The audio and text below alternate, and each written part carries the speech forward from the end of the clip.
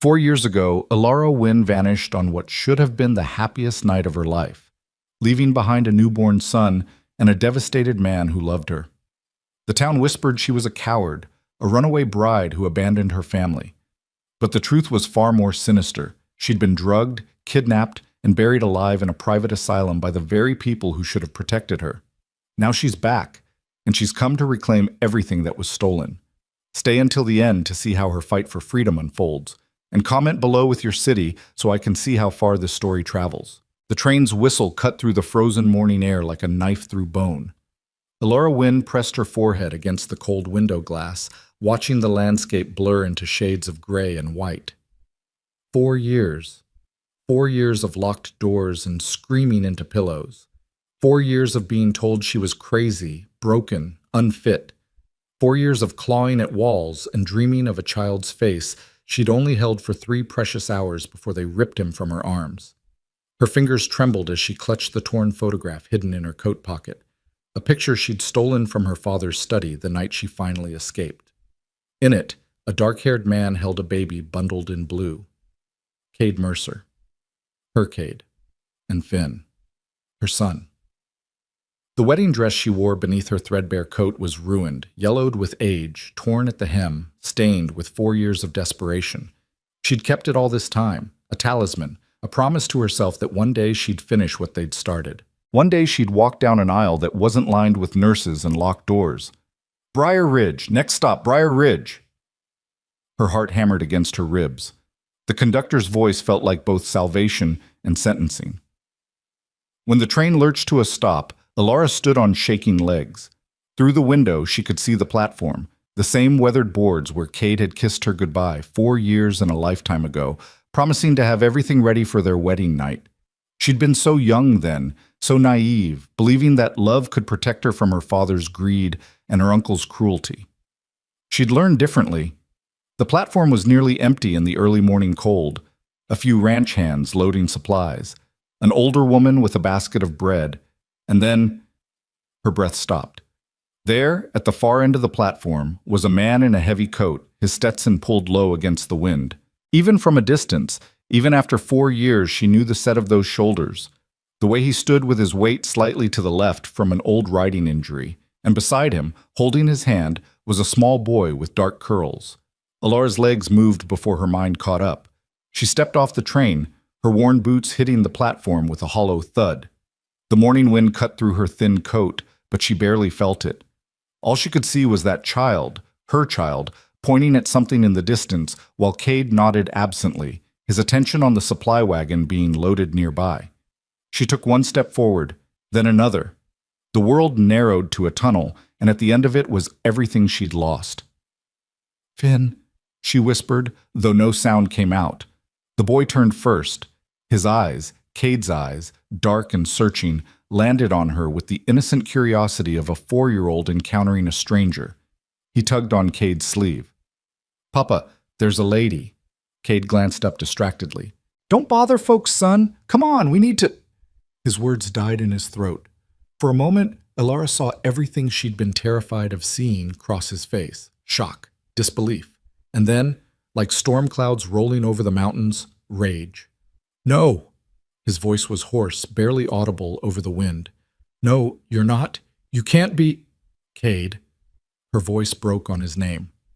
4 years of holding it behind her teeth, of whispering it into the dark of her cell, of screaming it when the medicine made her forget who she was. He moved fast, faster than she remembered. In 3 strides he was in front of her, his hand gripping her arm hard enough to bruise. Finn made a small sound of confusion, but Cade didn't look away from her face. "What kind of sick game is this?" His words were low, dangerous. "What the hell are you doing here?" "I came back," Ilara said, tears already streaming down her face. "I came back for him. For you. I never left, Cade. I swear I never—" "You left." His grip tightened. "You walked out 3 hours after giving birth. You left our son crying in his crib, and you disappeared into the night like you'd never existed. Don't you dare stand here and tell me—" "Papa?" Finn's small voice cut through the tension. "Papa, you're hurting the lady." Cade released her arm like it burned him. He stepped back, his chest heaving, his eyes wild with something between fury and anguish. Get on the next train out of here. I don't know what you want, but you're not getting it. You're not—" His voice cracked. "You're not doing this to him. To us. Not again." "I was taken." The words tumbled out desperately. "That night, after the wedding, my father, he sent men. They drugged me, Cade. They took me to a place, a hospital, but it wasn't a hospital. It was—" She was shaking so hard now she could barely stand. "They kept me there. 4 years. I tried to escape. I tried to send word, but he paid them. He paid everyone, and no one would believe me. Enough." Cade's voice was like iron. "I looked for you. For weeks I looked. Your father said you'd run off, that you'd never wanted the baby, never wanted this life. He showed me the note." "What note?" "I never wrote any—" "The one in your handwriting that said you couldn't do it, that you were too young, too scared, that you needed to get away." His jaw clenched. "He had witnesses.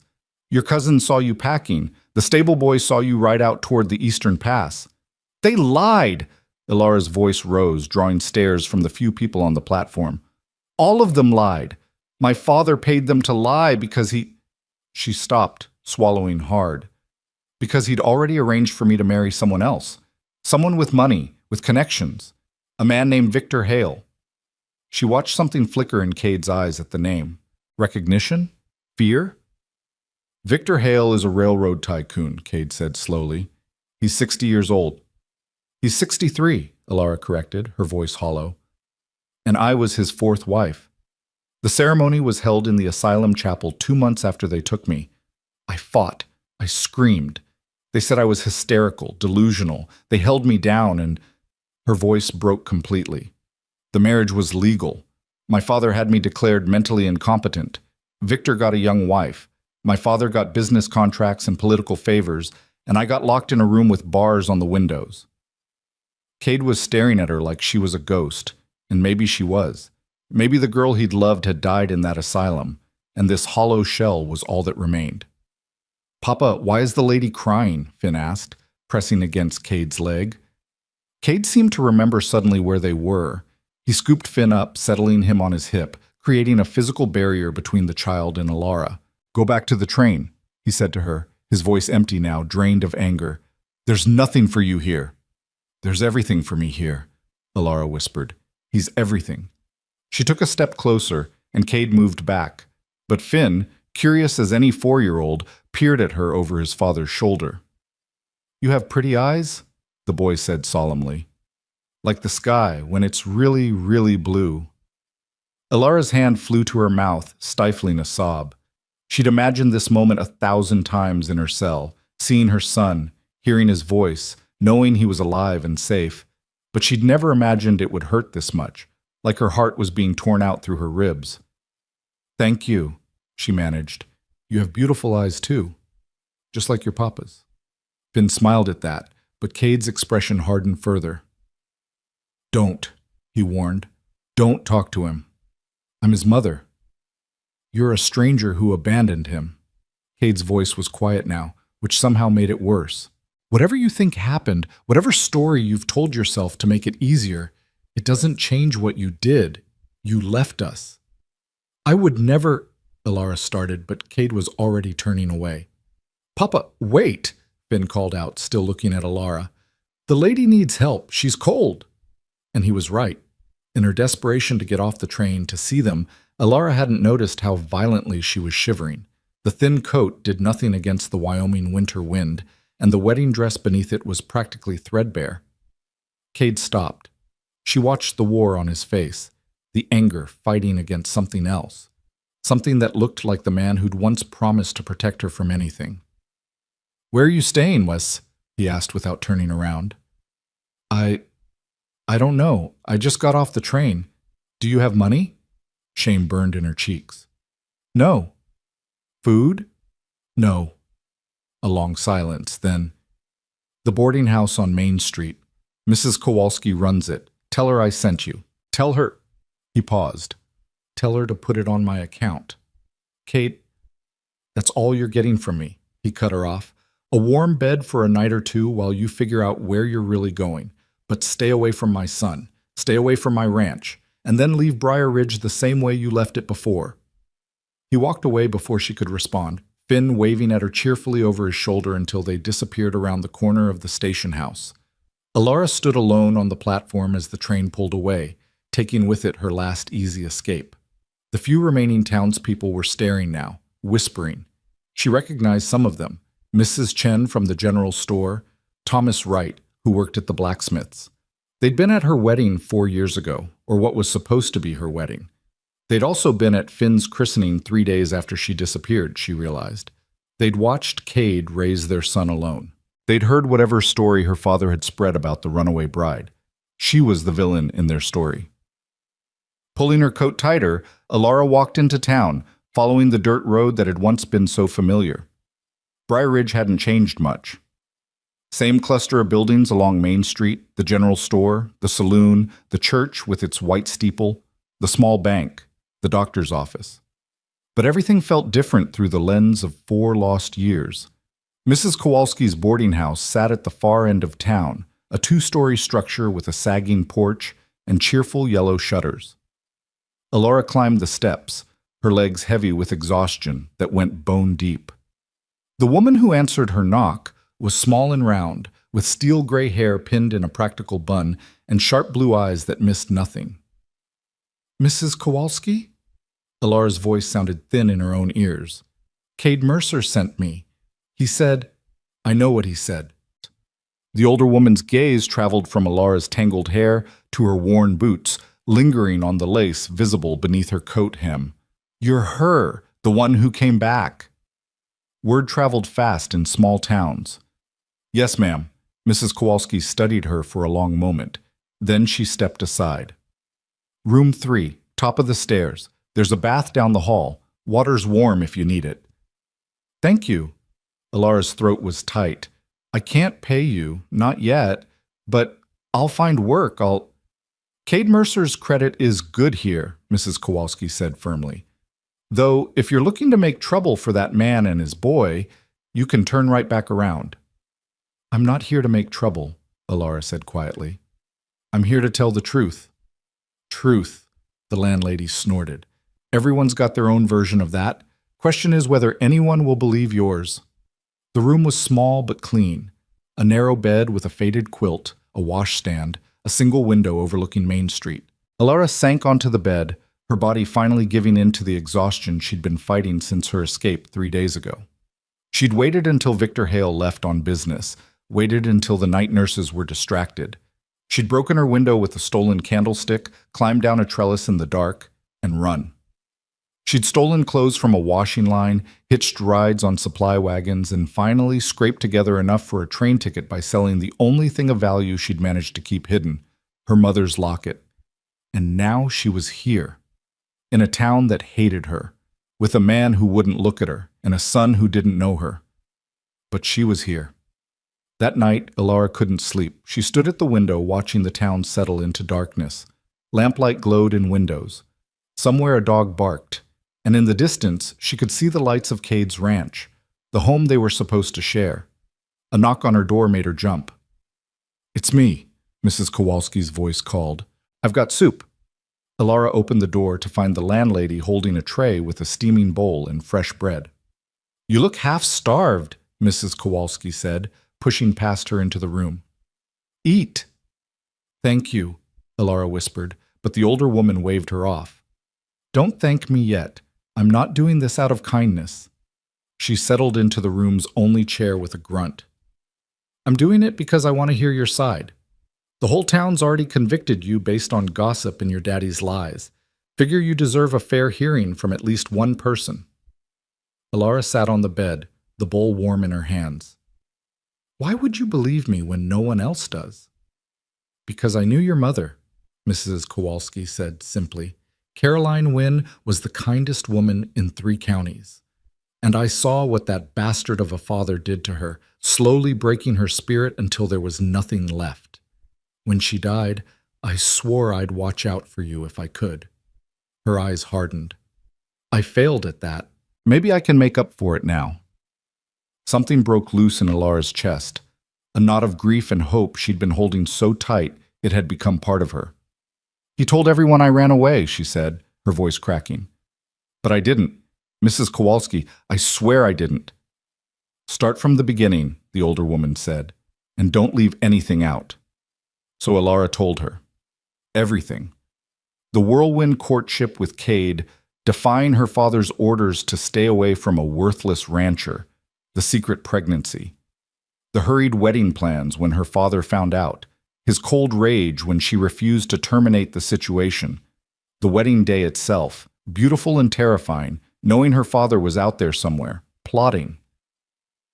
He came to my room that night, Alara said, staring at the soup she couldn't bring herself to eat. After the reception, after Cade and I, she swallowed hard.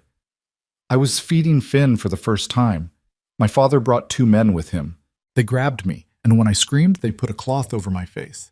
Something sweet-smelling. I tried to fight, but everything went dark. Mrs. Kowalski's jaw was tight, but she nodded for Alara to continue.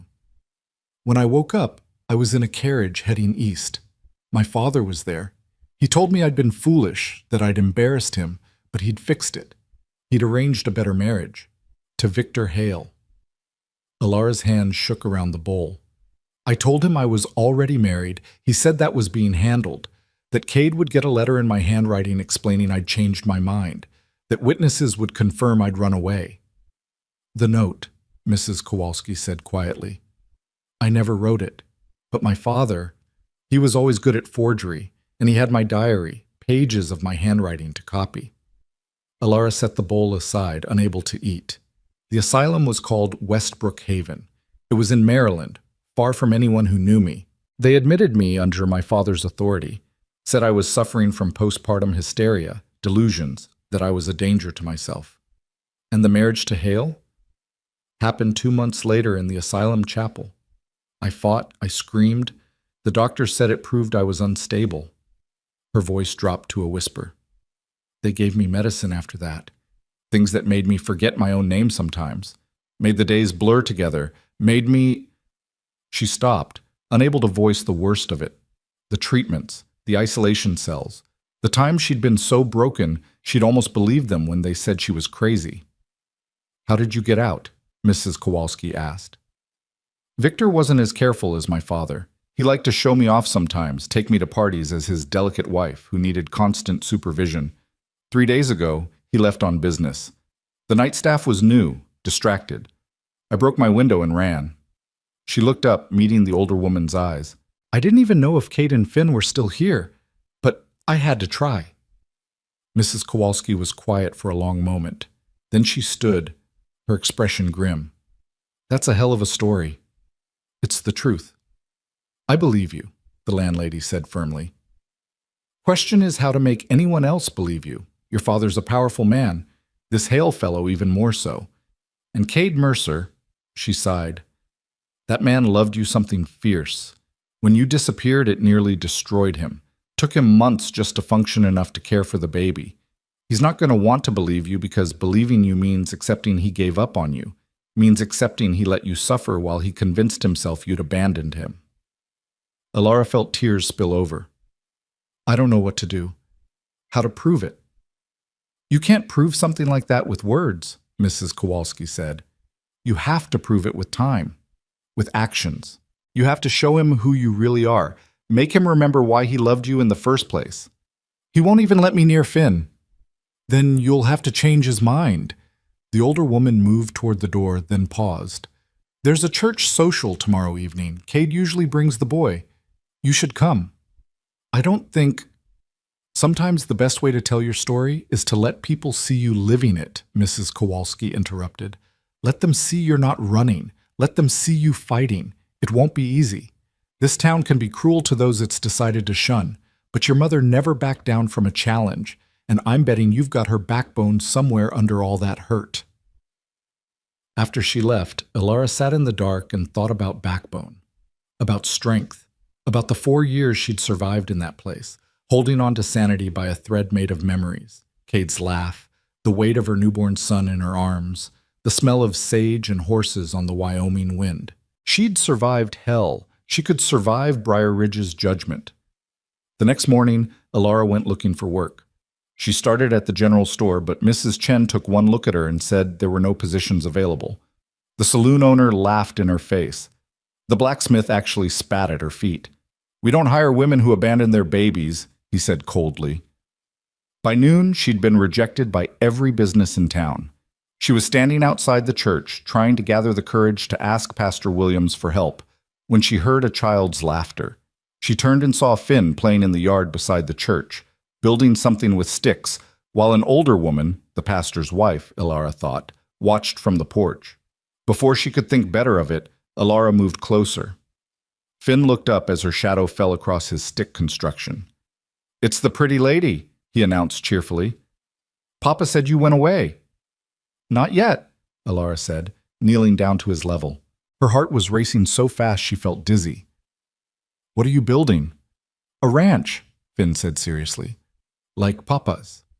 See, this is the barn, and this is where the horses sleep, and this—" He held up a particularly impressive stick.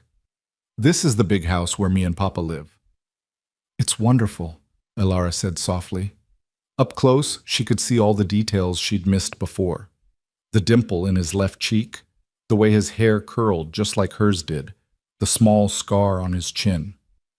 "You're very talented." "I'm going to be a rancher like Papa when I grow up," Finn said proudly. Then his expression turned thoughtful. "Are you the lady who was Papa's friend before I was born?" Ilara's throat closed. Friend. Was that what Cade had told him? "Yes," she managed. "I was your Papa's friend."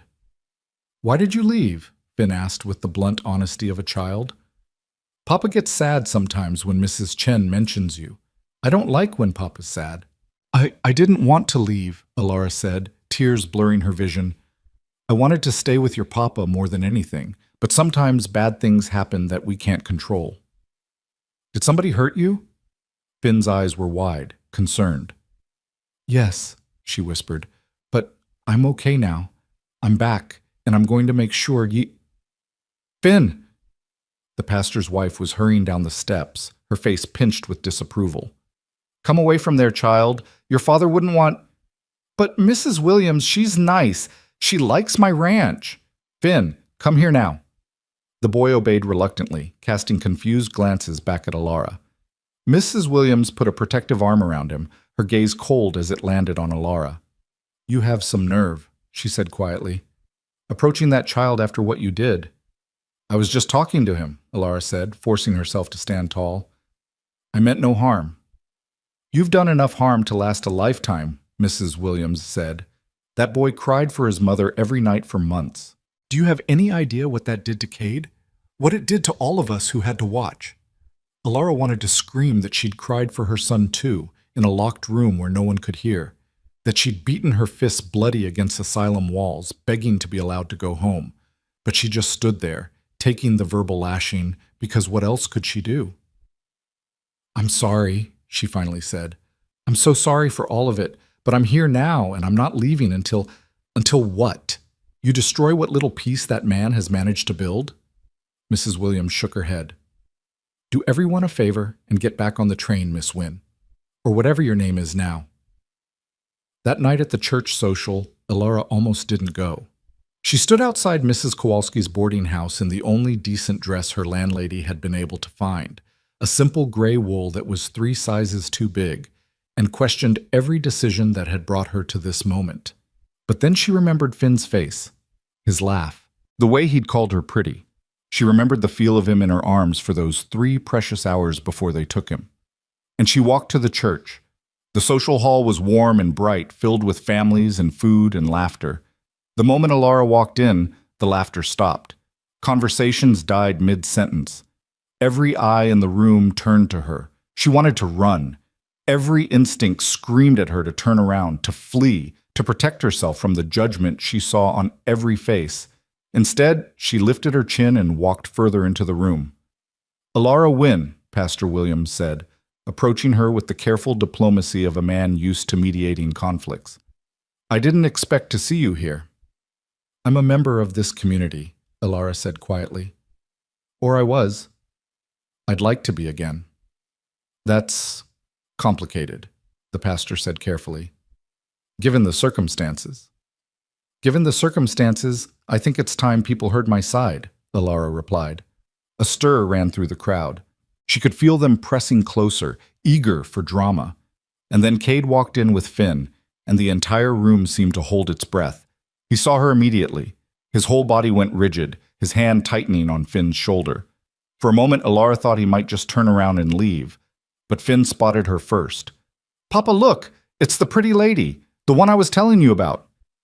Every eye swiveled between Alara and Cade, waiting to see what would happen next. Cade's voice, when he finally spoke, was low and dangerous. "We need to talk. Outside. Now." The cold night air hit Alara's face like a slap as Cade gripped her elbow and steered her out of the church hall. Behind them, she could hear the immediate explosion of whispers and speculation, but Cade didn't stop until they were around the side of the building, away from prying eyes and eager ears. He released her arm and stepped back, putting distance between them like she was something dangerous. In the moonlight, his face was all hard angles and shadows, but she could see the fury trembling just beneath the surface. "What the hell do you think you're doing?" His voice was low, controlled, which somehow made it worse than if he'd shouted. "Talking to my son? Coming to a church social like you have any right to be here?" "I have every right," Alara said, wrapping her arms around herself against the cold. "This is my home too, or it was supposed to be." "Your home?" Cade laughed, a bitter sound that cut through the night. "You gave up any claim to that when you walked away. And now you show up out of nowhere spinning some insane story about asylums and forced marriages, expecting what? That I'll just believe you? That I'll let you waltz back into our lives like nothing happened?" "It's not a story, Cade. It's the truth."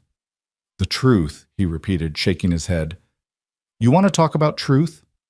The truth is, I waited for you. I sat up every night for weeks thinking you'd come back, that there'd been some mistake. I made excuses for you to everyone who asked. I defended you to your own father when he said you were unstable, that you'd always been flighty and irresponsible." Alara flinched. "My father said that?" "He said a lot of things. He showed me your diary entries about feeling trapped. He showed me the note you left. He brought witnesses who saw you packing, saw you ride out." Cade's voice cracked. "What was I supposed to think?" "That I loved you," Alara said desperately. "That I would never leave our son.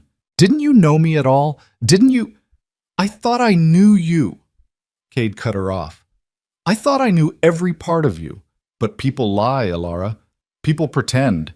Maybe you were a better actress than I gave you credit for." The accusation hit her like a physical blow. "You think I was acting when I said I loved you, when I carried your child, when I married you?" "I don't know what to think anymore." Cade's control finally snapped. "You show up after 4 years wearing a wedding dress like some kind of ghost, and you expect me to just accept that you were locked away all this time? If that's true, where's your proof? Where's any evidence of this asylum, of this forced marriage?" "Victor Hale," Alara said quickly. "Look him up. You said yourself he's a railroad tycoon. The marriage is documented. The asylum was called Westbrook Haven in Maryland. My father paid them. There must be records, receipts, something. Your father is a respected businessman. Victor Hale is one of the most powerful men west of the Mississippi." Cade's voice was hollow now. "Even if any part of your story is true, do you really think you can fight men like that? Do you think I can?" "I'm not asking you to fight them," Alara said. "I'm just asking you to believe me, to give me a chance to prove it." "A chance?" Cade laughed again, that same bitter sound. "You had a chance. You had a life here, with me, with our son. You had everything we dreamed about, and somehow I'm supposed to believe you didn't choose to throw it all away?" "I was drugged and kidnapped from our bed." Alara's voice rose, frustration and pain making her reckless. "I was locked in a room and forced to marry a man 3 times my age. I spent 4 years being told I was crazy, being medicated into compliance, being treated like I was less than human. And you want to stand there and tell me I chose that?" The door to the church hall opened, spilling light and the sound of voices. Pastor Williams appeared, concern etched on his face. "Is everything all right out here? We heard shouting." "Everything's fine," Cade said tightly, not taking his eyes off Alara. "We're just finishing our conversation." "Actually," Alara said, her voice steadier now, "I think we're just beginning it." She pushed past both men and walked back into the church hall. Every eye was on her again, but this time she didn't let herself falter. She walked to the center of the room and stood there, waiting until the whispers died down. "I know what you all think of me," she said into the silence. "I know what you've been told, that I abandoned my child, that I ran away from my responsibilities, that I was selfish and cowardly and cruel." No one spoke. Even Finn, sitting on a bench with Mrs. Williams, was staring at her with wide, curious eyes. "But that's not what happened," Alara continued. 4 years ago, on what should have been the happiest night of my life, I was taken from this town against my will. I was drugged, kidnapped, and locked away in an asylum. My father had me declared mentally incompetent and married me off to a man I'd never met. I've spent 4 years trying to get back here, back to my son, back to the man I loved. Her voice broke, but she pushed through. "I'm not asking you to believe me right away. I'm not asking for your forgiveness or your acceptance. I'm just asking for a chance to prove who I really am." The silence that followed was deafening. Then someone laughed, a sharp, disbelieving sound from the back of the room. "That's quite a tale," Thomas Wright said, stepping forward. "Awful convenient, isn't it? Showing up years later with a story that makes you the victim?" "It's the truth," Alara said firmly. "Truth?" Mrs. Chen spoke up, her voice sharp. "The truth is, we all saw how anxious you were before the wedding, how you kept looking toward the door like you wanted to run. Don't think we didn't notice." "I was nervous," Alara admitted. "My father was angry about the marriage. I knew he'd try something, but that doesn't mean—" "It means you had doubts," another voice called out. "Maybe you did run. Maybe you got scared and took off, and now you're back because you need something." "What would I need?" Alara demanded. "I have nothing. I am nothing. I came back because this is where I belong, with my family." "They're not your family anymore," Thomas said coldly. "Cade raised that boy alone. He's been both mother and father to him. You're just a stranger who happens to share some blood." Alara felt the words like knives, but she refused to look away. "I know Cade has been an amazing father. I know Finn is safe and loved, but that doesn't change the fact that I'm his mother, that I never stopped being his mother, even when I was locked away, even when—" "Enough." Cade's voice cut through the room. He'd come back inside, and now he stood near the door, his face carefully blank. "That's enough. Finn doesn't need to hear this." Alara looked at her son, who was indeed watching the whole scene with confused, worried eyes. Her heart clenched. "You're right," she said quietly. "I'm sorry." She walked toward the door, expecting Cade to stop her, to say something, anything, but he just watched her go, his expression unreadable. Outside, the cold felt even more bitter than before. Alara made it halfway back to the boarding house before the tears came, hot and angry and helpless. She'd thought if she just told them, if she just explained, someone would believe her. Someone would see the truth. But truth didn't matter when the lies were more convenient. She was so lost in her misery that she didn't hear the footsteps behind her until a hand touched her shoulder. She spun around, heart racing, half expecting one of the angry townspeople. Instead, it was Mrs. Kowalski, wrapped in a heavy shawl, her face stern but not unkind. "That was brave," the older woman said. "Stupid, but brave." "It didn't help," Alara said bitterly. "They still hate me." "They're scared," Mrs. Kowalski corrected. "You're asking them to believe something that would mean they've been wrong for 4 years, that they've been cruel to a victim instead of rightfully shunning someone who deserved it. People don't like being wrong. Makes them defensive." "So what am I supposed to do? How do I prove it?" "You don't," Mrs. Kowalski said firmly. "Not with words. You prove it by being here, by not running when things get hard, by showing them every single day that you're not the person they think you are." She paused. "And you start by talking to Cade, really talking to him, not in front of the whole town, not in anger. You need to make him hear you." "He won't listen. He's made up his mind." "He's hurt and scared," Mrs. Kowalski said. "There's a difference. That man loved you with everything he had. When you disappeared, it broke something in him. If there's even a chance you're telling the truth, he has to face that he gave up on you, that he believed the lies. That's a heavy burden." Alara wiped her eyes. "So what do I do?" "You fight," Mrs. Kowalski said simply. "Not with fists or anger, but with persistence, with truth, with love. She pulled her shawl tighter. And you start tomorrow morning. Cade's ranch needs help. He's been doing everything himself since his ranch hand left last month. You show up at dawn and offer to work. He'll turn me away. Probably, Mrs. Kowalski agreed. The first day. Maybe the second. But you keep showing up. You prove you're serious. You prove you're not running. She turned to head back to the boarding house. Your mother would have done the same. She never backed down from a challenge, no matter how hard it got. That night, Alara lay awake planning what she'd say, how she'd convince Cade to let her help. But when dawn came and she stood at the gate to his ranch, all her practiced words fled. The Mercer Ranch was exactly as she remembered, a sprawling property with rolling pastures, a large barn, corrals for the horses, and the main house sitting on a small rise. She'd been here so many times before, back when Cade was courting her, back when they dreamed about their future together. The front door opened and Cade stepped out, already dressed for the day's work. He froze when he saw her standing there. What are you doing here? His voice was flat, exhausted. I came to help, Alara said. Mrs. Kowalski said you need ranch hands. I can work. You? Cade's eyebrow rose. You grew up in a mansion with servants. You've never worked a day in your life. That's not true. I helped in the kitchen. This isn't arranging flowers or organizing tea parties, Cade interrupted. This is hard physical labor, mucking stalls, hauling hay, mending fences. You wouldn't last an hour. Try me, Alara said, lifting her chin. Give me 1 week. Let me prove I can do this. Let me prove I'm not the person you think I am. Cade stared at her for a long moment. She could see the war on his face, the part of him that wanted to slam the door against the part that remembered who she used to be. 1 week, he finally said. You work dawn to dusk. You do exactly what I tell you. You stay away from Finn unless I say otherwise. And at the end of the week, you leave. No arguments, no excuses. You get on a train and you don't come back. It was a terrible deal. A week to change 4 years of hurt and anger. But it was more than she'd had yesterday.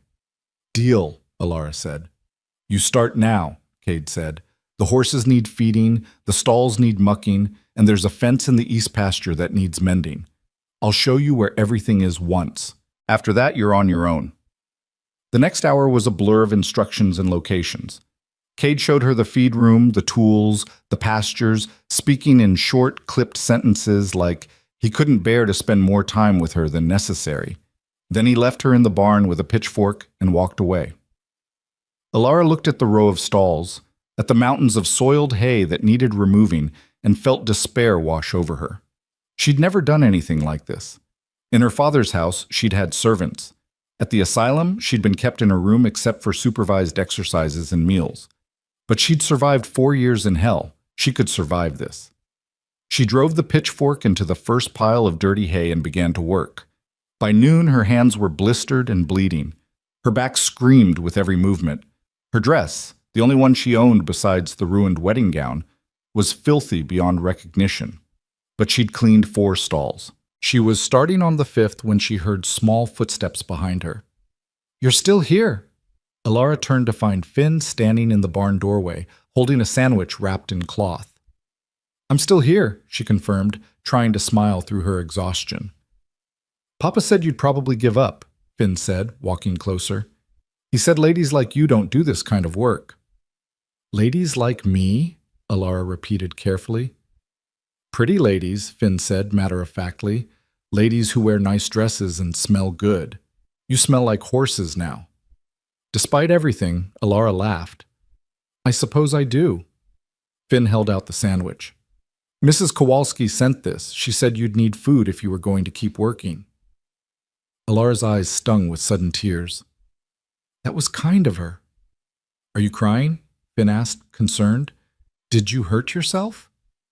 No, sweetie, I'm fine. These are happy tears. There are happy tears?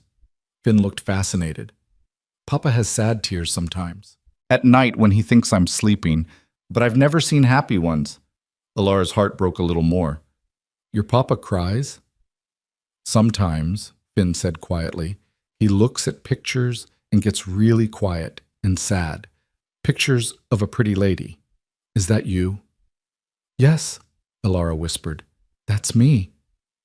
Why did you make him sad? The question was innocent, curious, without accusation. I didn't mean to, Alara said. Sometimes bad things happen that we can't control. But I'm here now, and I'm going to try very hard to make things better. Finn! Cade's voice came from outside, sharp with concern. Where are you? In the barn, Papa, Finn called back. Cade appeared in the doorway, his expression darkening when he saw Finn talking to Alara. I told you to stay away from him, he said coldly. He came to me, Alara said. I don't care, Finn. Come here, now.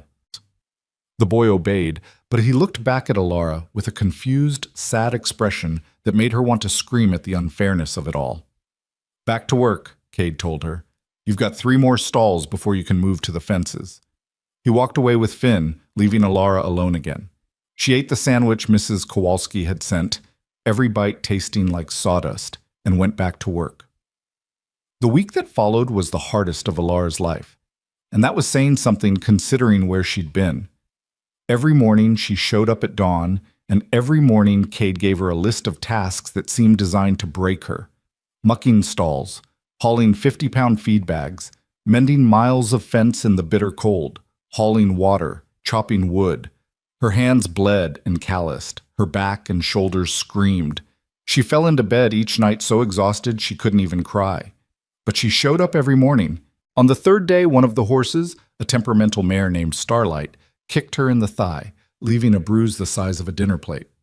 Alara bit back a scream and kept working. On the 4th day, she fell from a fence she was mending and landed hard enough to knock the wind from her lungs. She got up and kept going.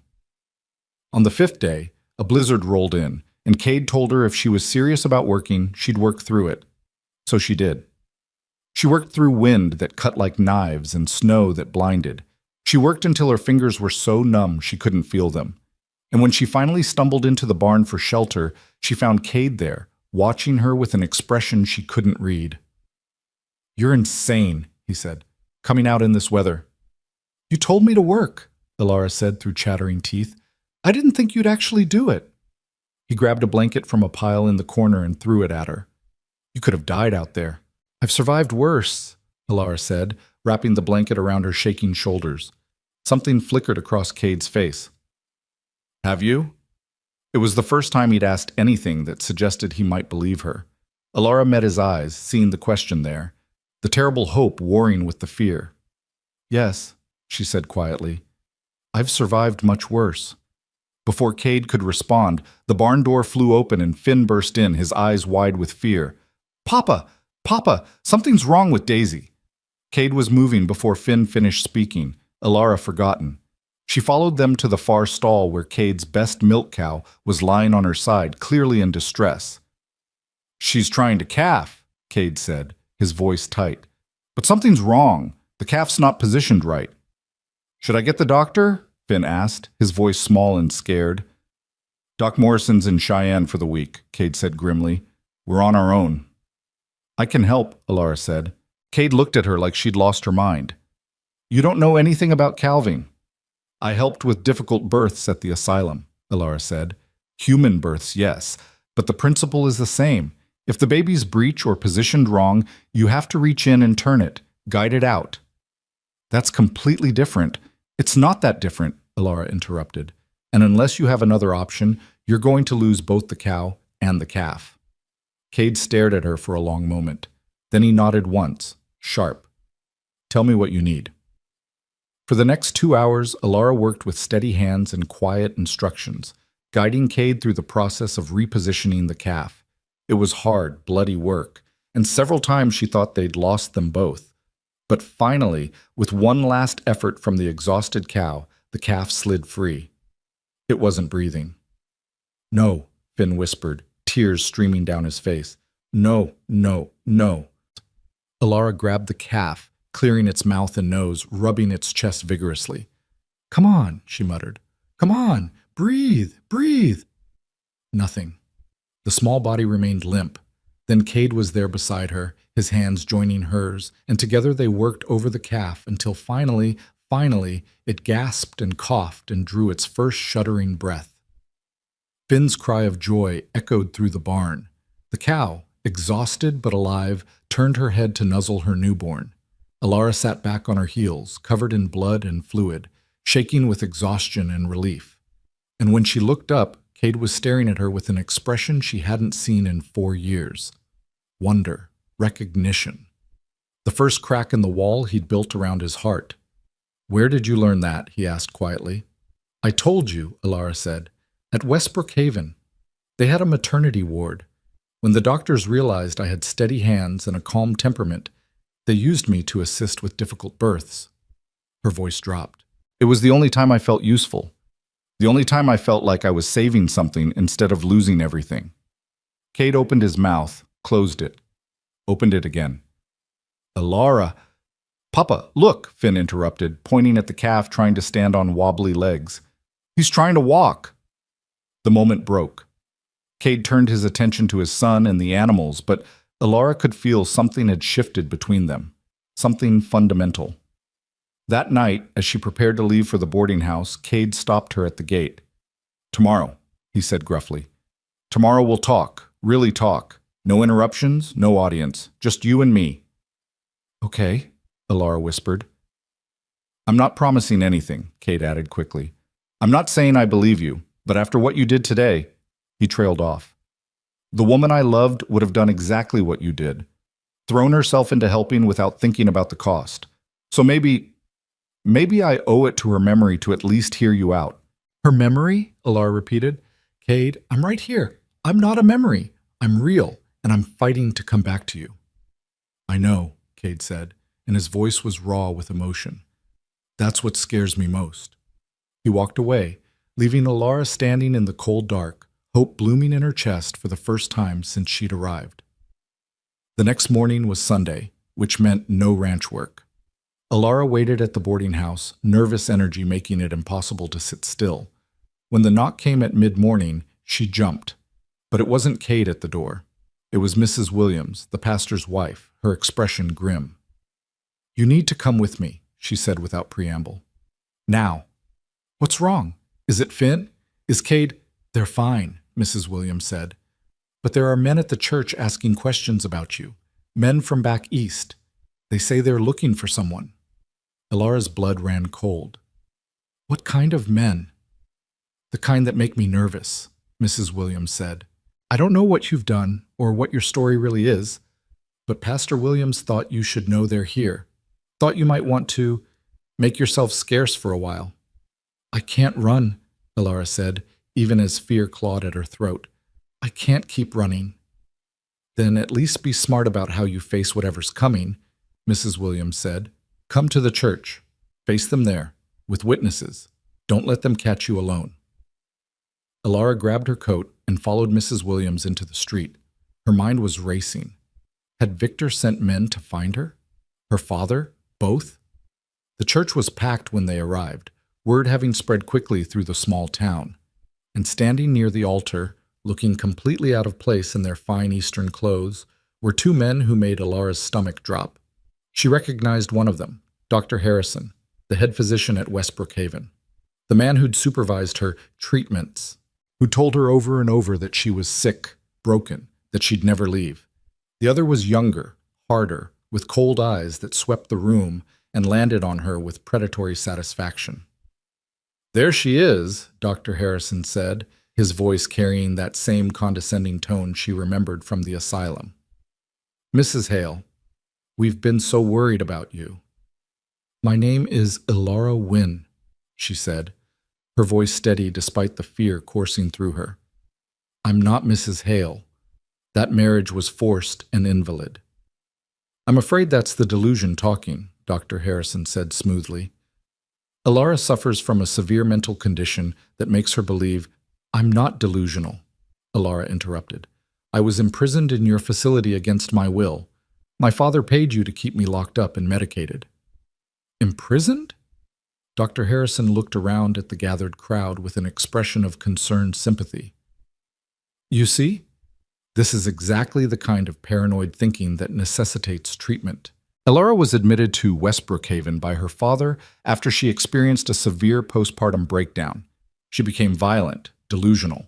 We've been treating her for 4 years, and she's shown remarkable improvement until she escaped, putting herself and others at risk. That's a lie, Elara said, but she could see doubt flickering on some faces in the crowd. Dr. Harrison was practiced, credible, calm. She was dirty, desperate, alone. Mrs. Hale, the younger man spoke for the first time, pulling papers from his coat. I'm Agent Blackwood, employed by your husband, Mr. Victor Hale. These are legal documents giving him custody of your person due to your mental incapacity. We're here to escort you back to treatment.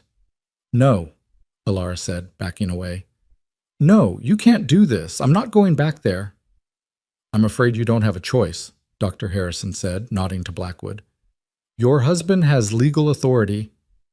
She's not going anywhere. Everyone turned. Cade stood in the church doorway, Finn beside him, his expression like thunder. Mr. Mercer, Dr. Harrison said carefully, I understand you have a personal history with Mrs. Hale, but this is a legal matter. She requires psychiatric treatment, and her husband is a 63-year-old man who married a girl 40 years his junior in an asylum chapel, Cade interrupted, walking forward. Yeah, I looked him up. I sent telegrams. Did some digging after what Elara told me. He pulled papers from his own pocket. Victor Hale has been married 4 times. 3 of his previous wives died under mysterious circumstances. He's being investigated for fraud, for coercion, possibly for murder. Elara's heart was pounding so hard she thought it might burst. Cade had been investigating? He'd been looking into her story? Those are unsubstantiated allegations, Blackwood said coldly. Maybe, Cade agreed. But here's what's not unsubstantiated. Elara Wynne was legally married to me 4 years ago. We have a son together. That marriage was never annulled or dissolved, which means any subsequent marriage is invalid. She was declared mentally incompetent, Dr. Harrison insisted. Her father had legal authority. Her father is Randolph Wynne, who's currently being investigated for embezzlement and fraud by the territorial government, Cade said. I found that out too. Seems he's been using his daughter's marriages to cover up his failing business ventures. The room erupted in whispers. Elara stood frozen, unable to process what was happening. Cade had done this? For her? Even if any of that's true, Blackwood said, his hand moving toward his coat in a way that made Elara's skin crawl. We still have legal documents stating, those documents aren't worth the paper they're printed on, a new voice rang out. A woman entered the church, tall and imposing in a traveling suit, carrying a leather satchel. She had steel-gray hair and eyes that missed nothing. Judge Maren Lockhart, she introduced herself. I've been reviewing this case at Mr. Mercer's request. She pulled documents from her satchel. I have evidence of forgery, coercion, and false imprisonment. I have testimony from 3 nurses at West Brookhaven who were willing to testify that patients were being held against their will and medicated unnecessarily to keep them compliant. I have financial records showing significant payments from Randolph Wynne to both Dr. Harrison and Victor Hale. Her gaze swept over the 2 men like a physical force. What I don't have is any legal justification for removing Mrs. Mercer, and yes, she is legally Mrs. Mercer, from this town. This is outrageous, Dr. Harrison sputtered. You can't possibly. I can, and I am, Judge Lockhart said firmly. Gentlemen, you have 2 choices. You can leave Briar Ridge immediately and consider yourselves fortunate. I'm not having you arrested. Or you can stay and answer some very uncomfortable questions from the territorial marshal who should be arriving on this afternoon's train. The 2 men exchanged glances. Blackwood's hand moved away from his coat. Dr. Harrison's face had gone pale. This isn't over, he said quietly. Actually, Judge Lockhart replied, it is. Now get out of my sight before I change my mind about being lenient. They left, though not without dark looks that promised this battle might be won, but the war wasn't finished. The moment they were gone, Elara's legs gave out. She would have hit the floor if Cade hadn't caught her, his arms strong and sure around her waist. I've got you, he said softly. I've got you. Elara looked up at him, tears streaming down her face. You believed me. You investigated. I started to believe you after the calf, Cade admitted. After I saw you work yourself to exhaustion for a week without complaining. After I saw you save that cow and her baby like it was the most important thing in the world. His voice cracked. The woman I loved would have done exactly that. And if there was even a chance you were telling the truth, I had to know. Thank you, Ilara whispered. Thank you for fighting for me when I couldn't fight for myself. Papa? Finn's small voice interrupted. Is the pretty lady going to stay now? Cade looked down at their son, then back at Ilara.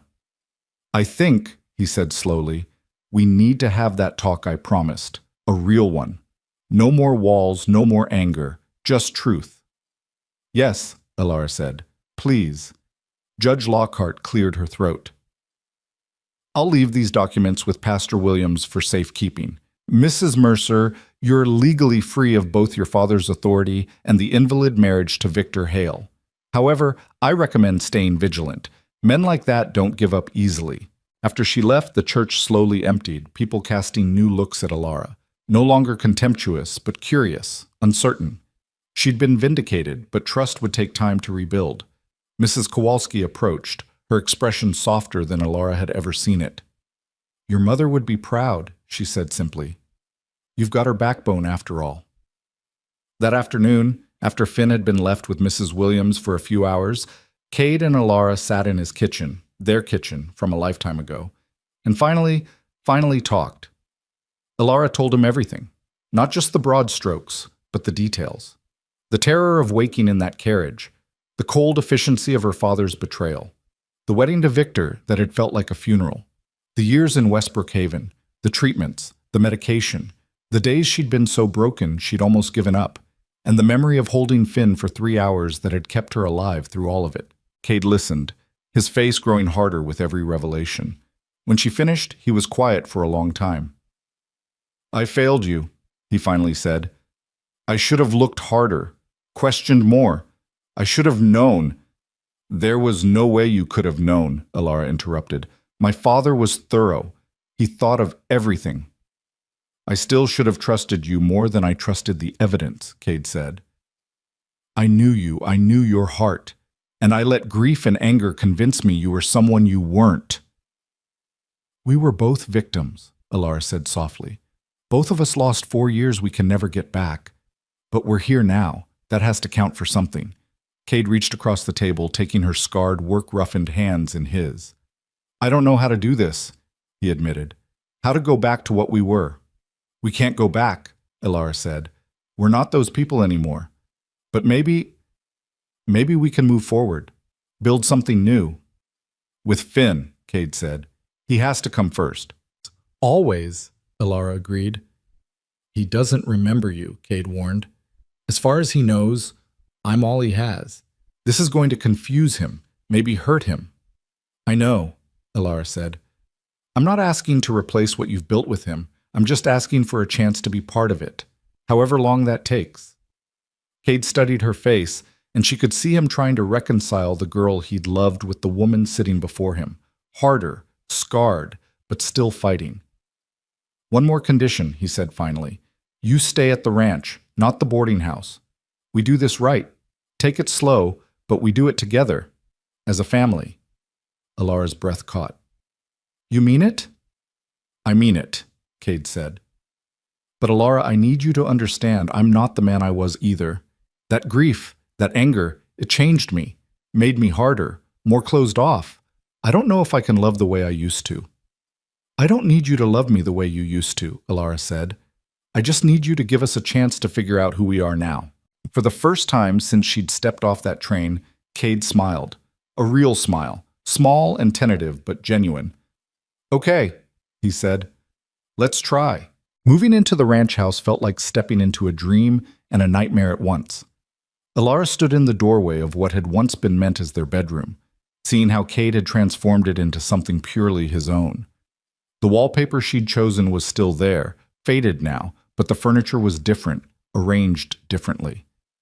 There were no traces of her anywhere, as if she'd been systematically erased. I put you in the guest room, Cade said from behind her, his voice carefully neutral. Down the hall from Finn's room. I thought it seemed better. For now. Of course. Alara said, swallowing her disappointment.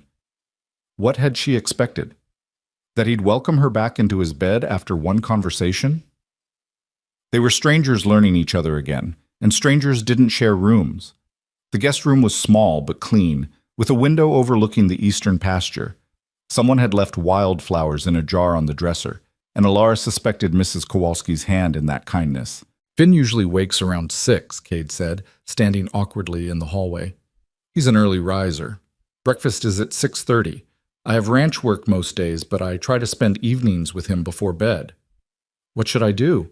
Alara asked. During the days, I mean. How do we do this? Cade ran a hand through his hair, a gesture she remembered from years ago when he was uncertain. I don't know, he admitted. I've never done this before. Maybe just be around? Let him get used to you? Don't push, but don't hide either. It wasn't much of a plan, but it was something. That first night, Alara lay awake in the unfamiliar bed, listening to the sounds of the house. Cade's footsteps as he checked on Finn one last time. The creak of floorboards. The distant call of an owl. She was home, but she wasn't home. Not yet.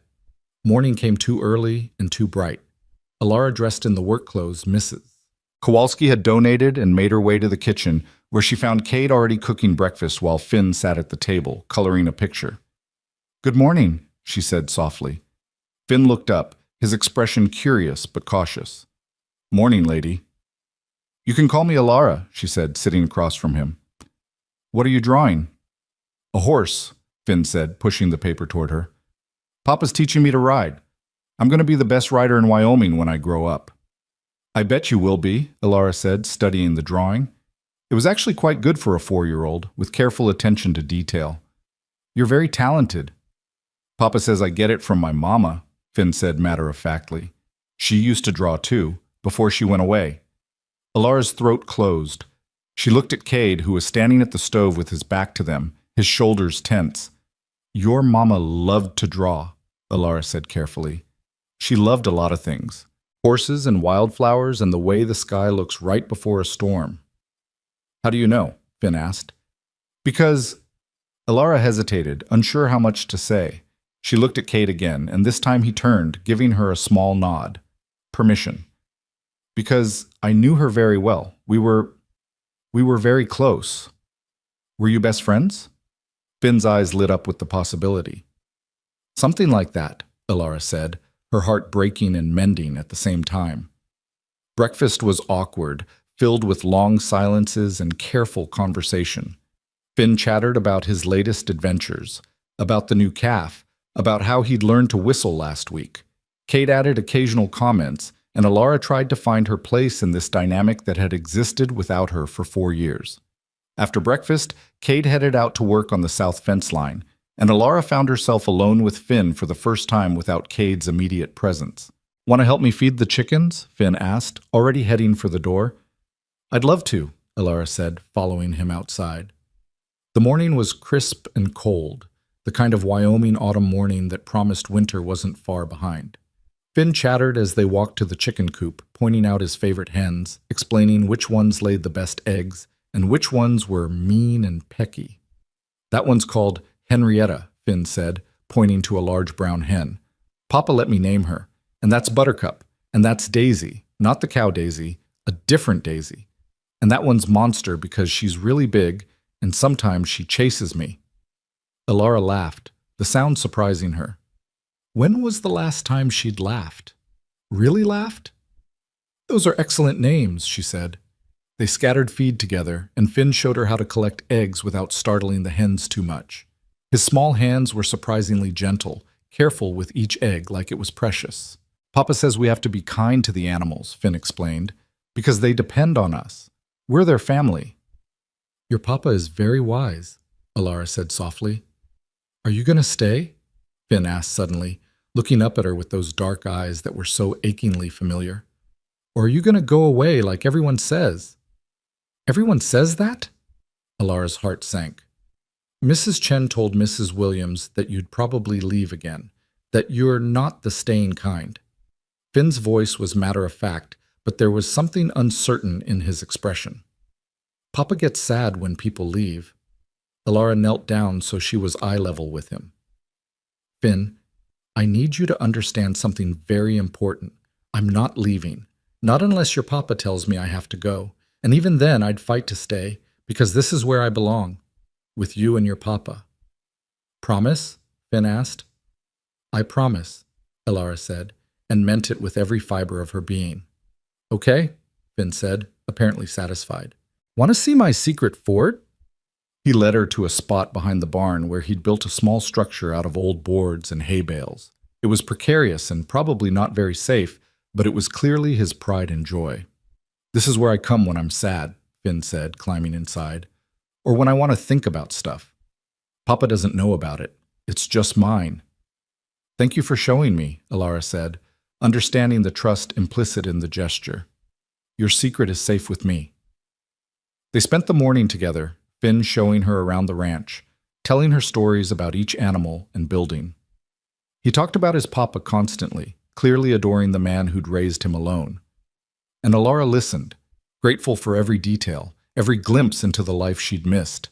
Around noon, Cade returned for lunch, and Alara noticed the way his eyes immediately sought out Finn, checking that he was okay. When he saw them together, laughing over something silly, a complicated expression crossed his face. You two getting along, he asked. Alara knows all the chickens' names now, Finn announced proudly, and I showed her my fort. Don't be mad, Papa. She's nice. I'm not mad, son, Cade said, his voice softer than Alara had heard it since she'd returned. I'm glad you're making friends.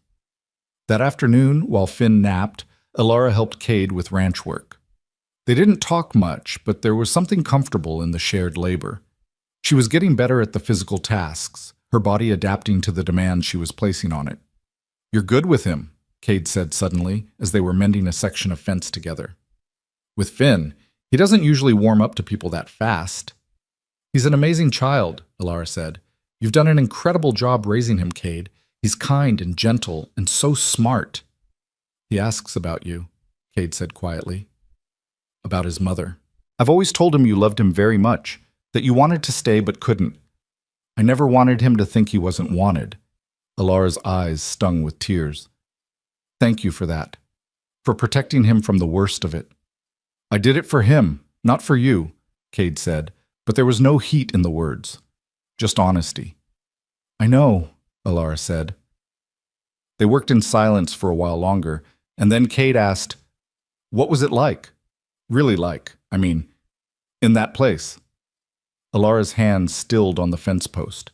She'd told him the broad strokes, but he was asking for the details now, the truth of what she'd endured. It was like being buried alive, she said finally. Every day the same. Wake up, take medicine, eat, sit in a room with barred windows, eat, take more medicine, sleep. The medicine made everything fuzzy, made it hard to think. They said it was for my own good, that I was sick and the medicine would help me get better. But you weren't sick, Cade said. No, Alara agreed. I was grieving and terrified and angry, but that's not the same as insane, though after a while I started to wonder if maybe they were right. Maybe I was crazy. Maybe I'd imagined everything, you, Finn, our life together. Maybe it had all been a delusion. Cade stopped working entirely now, turning to face her. What changed? How did you hold on? The nurses, Alara said. Not all of them were cruel. Some were kind when the doctors weren't watching. One of them, Sarah, she used to sneak me paper and pencils. I'd draw Finn, over and over, from memory. Just his face from those 3 hours I held him, and I'd draw you, the ranch, the life we were supposed to have. Her voice broke. Those drawings kept me sane, reminded me it had been real. I wish I'd known, Cade said roughly. I wish I'd kept looking. I should have. You did everything you could with the information you had, Alara interrupted. My father was thorough. He made sure you'd believe I'd left willingly. I still should have known better, Cade insisted. Should have trusted my gut. Because deep down, I never really believed you'd leave. I couldn't face the alternative. That something terrible had happened and I'd failed to protect you. Before Alara could respond, they heard a cry from the house. Both of them were running before the sound had fully registered, Cade slightly ahead. They found Finn in his room, tangled in his sheets, his face flushed and hot. "Papa," he whimpered. "Papa, I don't feel good." Cade's hand went to Finn's forehead, and Alara saw his face pale. "He's burning up." "When did this start?" Alara asked, already moving to the bedside. "I don't know. He was fine at lunch. He seemed tired, so I put him down for a nap, but—" Cade's voice was tight with fear. Alara touched Finn's face, his neck, feeling the dangerous heat radiating from his small body. "We need to cool him down.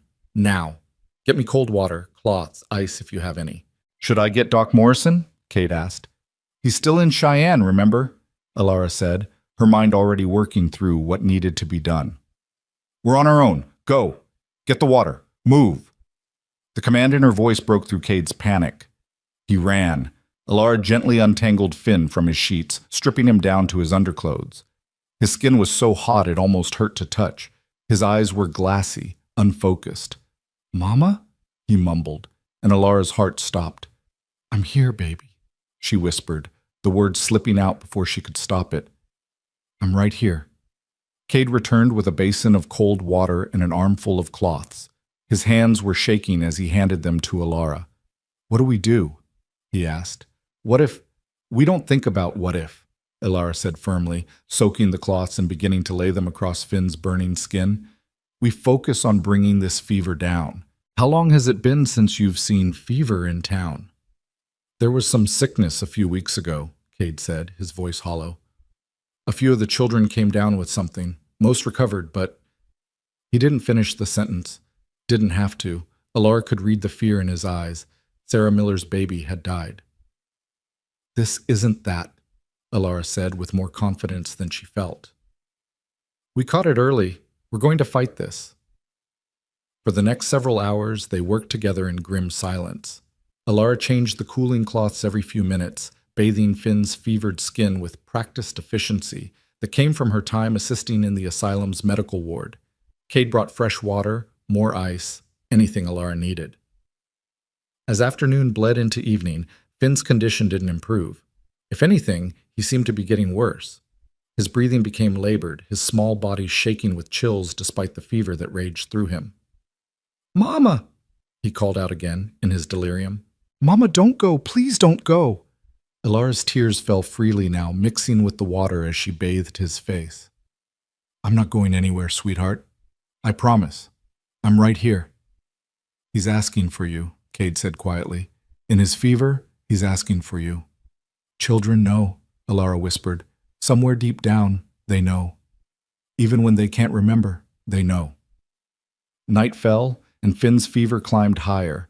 Alara refused to leave his side, refused to stop the constant cycle of cooling cloths and whispered prayers. Cade sat on the other side of the bed, holding his son's small hand, his face a mask of barely controlled terror. "I can't lose him," Cade said suddenly, his voice cracking. "Alara, I can't. He's all I have. He's everything." "You're not going to lose him," Alara said fiercely. "I didn't survive 4 years of hell to come back and watch my son die. We're going to fight this. Together." Around midnight, Finn began to convulse. His small body went rigid, his eyes rolling back.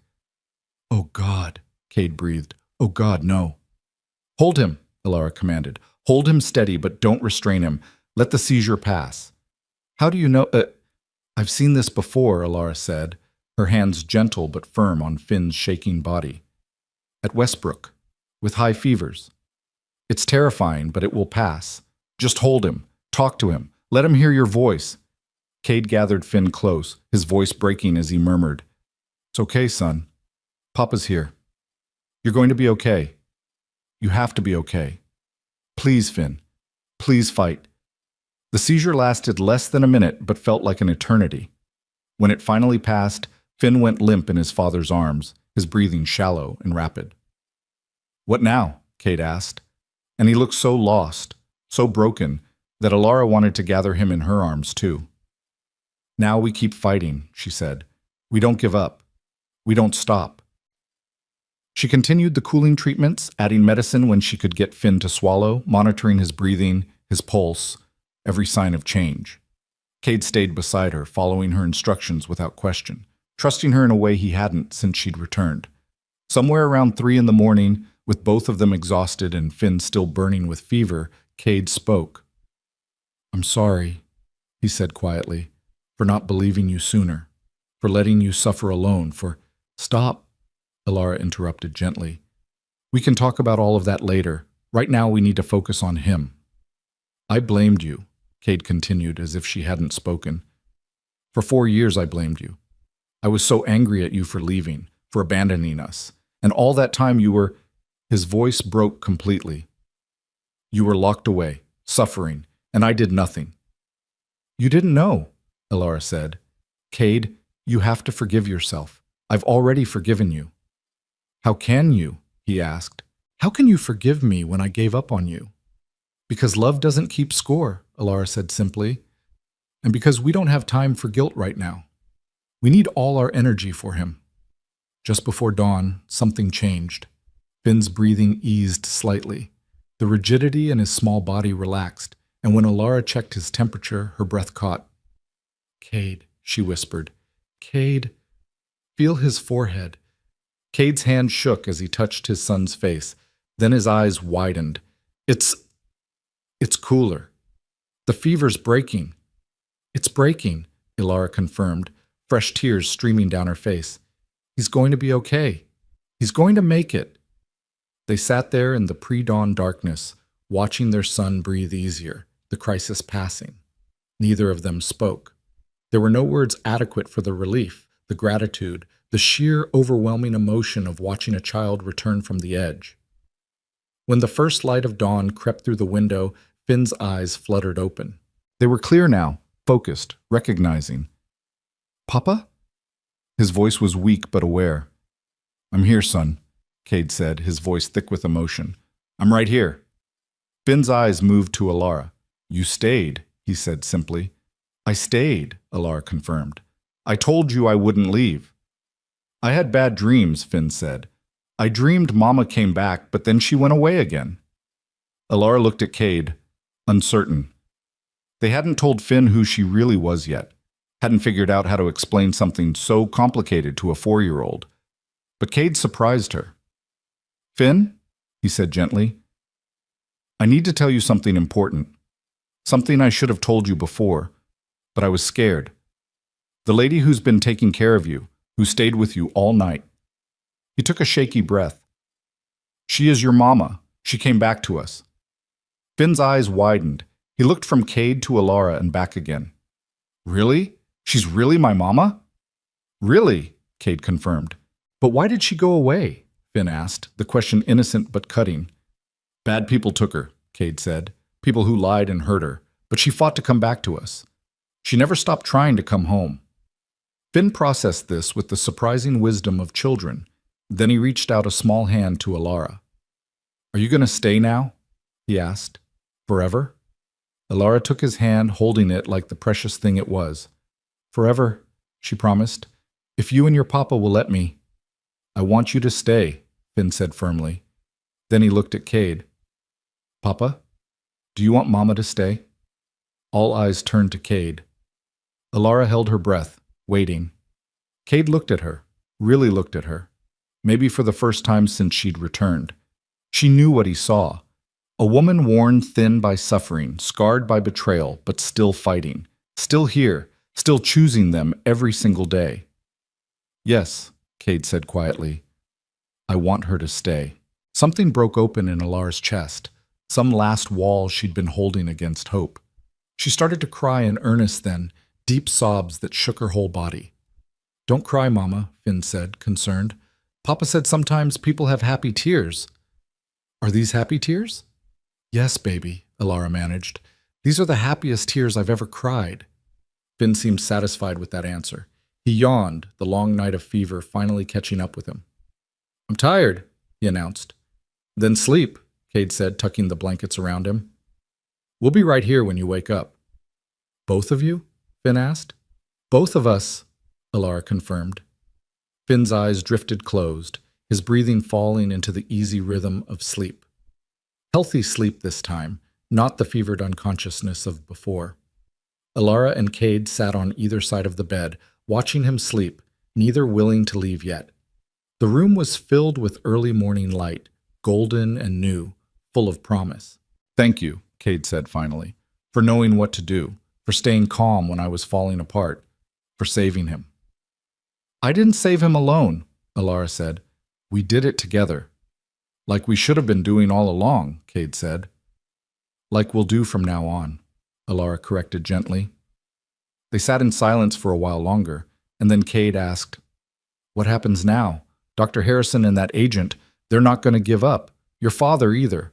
Men like that don't accept defeat." "I know," Alara said. "Judge Lockhart said as much. We need to be careful, vigilant."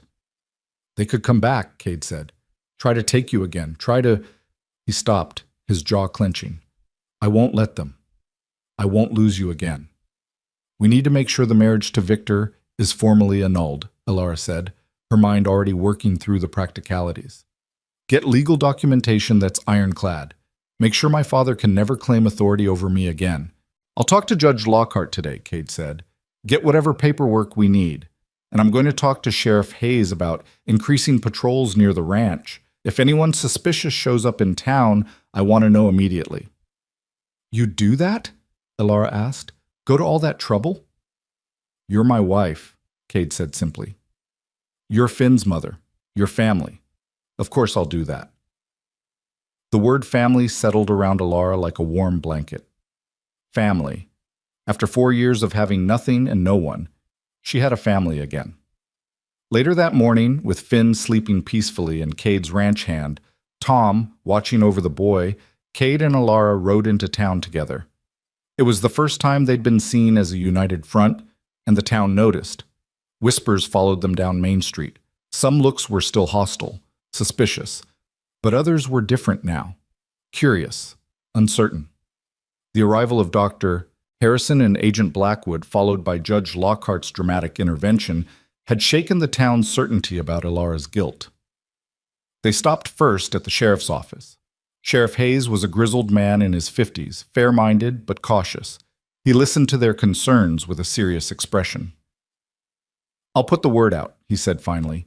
"Tell my deputies to keep an eye on things. But Mrs. Mercer, you need to understand, if those men come back with proper legal documentation, there's only so much I can do." "I understand," Alara said. "We just want a warning if they return." "You'll get it," Hayes promised. Next, they visited Judge Lockhart at the hotel where she was staying. The judge was drafting documents at a small desk, her reading glasses perched on her nose. "I wondered when you'd come," she said, gesturing for them to sit. "I've been working on your case since yesterday. The good news is that Victor Hale's marriage to you is legally invalid since you were already married to Mr. Mercer at the time. The asylum's declaration of incompetence is also invalid. It was based on fraudulent claims and forged documents." "What's the bad news?" Cade asked. "The bad news is that proving fraud against men of your father's standing is difficult," Judge Lockhart said, looking at Alara. "He's covered his tracks well. The payments to Westbrook Haven were laundered through several intermediaries. The forgeries are good enough that proving their forgeries would require your testimony, and a good lawyer would simply claim you're mentally unstable." "So we're at a stalemate," Alara said, her heart sinking. "Not exactly," Judge Lockhart said. "I have 3 nurses from Westbrook willing to testify about conditions there. I have financial records showing suspicious patterns. And I have the support of the territorial governor, who's been wanting to investigate your father's business dealings for some time. This case gives him the excuse he needs." "So what do we do?" Cade asked. "You live your lives," Judge Lockhart said firmly. "You rebuild your family. You show this town that you're not running, not hiding, and you let me handle the legal battles. That's what I do best." They left the hotel feeling slightly better, if not entirely reassured. As they walked back toward the general store to pick up supplies, they heard a commotion from the direction of the church. A crowd had gathered, and raised voices carried on the morning air. Cade and Alara hurried toward the sound, arriving just as Mrs. Chen was shouting at someone. "You've got some nerve showing your face here," the older woman was saying. The target of her anger was a well-dressed man in his 60s, silver-haired and distinguished, stepping down from an expensive carriage. Even before he turned around, Alara knew who it was. Her father. Randolph Wynne had come to Briar Ridge. "Elara," he said, his voice smooth as oil. "There you are, my dear. I've been so worried about you." "Don't," Elara said, her voice shaking with fury. "Don't you dare pretend you were worried. Don't you dare act like you care." "Darling, I know you're upset," Randolph said, spreading his hands in a placating gesture. "But you have to understand, I only did what I thought was best. You were ill. You needed help." "I wasn't ill," Elara shouted. "You had me locked away because I wouldn't obey you, because I chose Cade over the life you wanted for me." The crowd pressed closer, eager for the drama. Randolph's eyes flickered to them, calculating. "This isn't the place for this discussion," he said. "Come back to the hotel with me. We can talk privately, sort out this misunderstanding." "There's no misunderstanding," Cade interrupted, moving to stand beside Elara. "You kidnapped your daughter, forged documents, and sold her to Victor Hale. That's not concern. That's cruelty." "You have no proof of any of that," Randolph said, his smooth facade cracking slightly. "You have the delusional claims of a mentally unstable girl and the desperation of a man who can't accept that she left him." "I have more than that," a new voice said. Everyone turned to see Judge Lockhart approaching, several official-looking documents in her hand. "Mr. Wynne," she said pleasantly, "I'm so glad you decided to come to Briar Ridge. Saves me the trouble of having you brought here by force.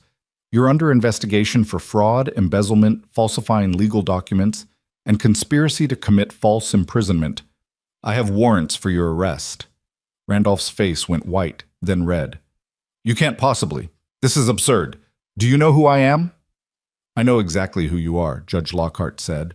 "A man who used his daughter as a pawn in business dealings. A man who paid doctors to imprison a healthy young woman. A man whose financial crimes are about to catch up with him."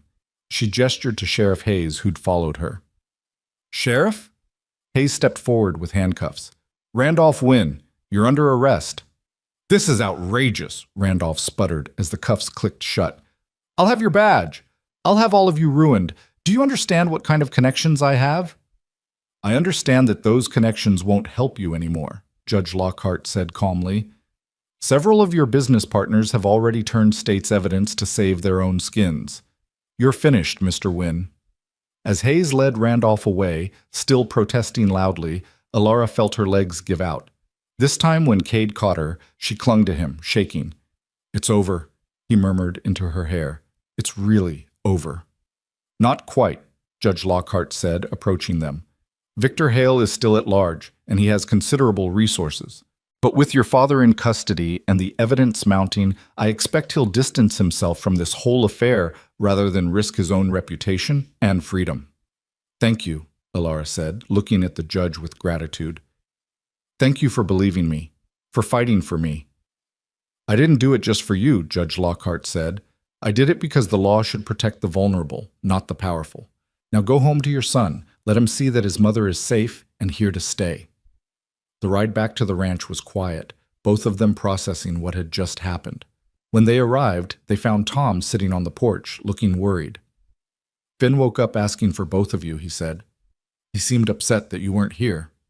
They hurried inside to find Finn sitting up in bed, tears on his face. "I thought you left," he said when he saw them. "I thought it was another dream, and you'd be gone." Elara went to him, gathering him in her arms. "We went to town to make sure you'd be safe," she explained, "to make sure the bad people who took me away can't do it again." "Are they gone now?" Finn asked. "The bad people?" "They're gone," Cade confirmed, sitting on the other side of the bed. "Your grandfather is in jail, and the other bad people are running away. No one's going to take Mama away from us again." Finn seemed to consider this. Then he asked the question that had clearly been weighing on him. Why did grandfather do bad things to Mama? Aren't grandfathers supposed to be nice? It was a complicated question with no easy answer. Elara exchanged a glance with Cade, and he gave her a small nod. "Your call." "Sometimes," Elara said carefully, "people do bad things because they care more about money and power than about the people they're supposed to love. My father was like that.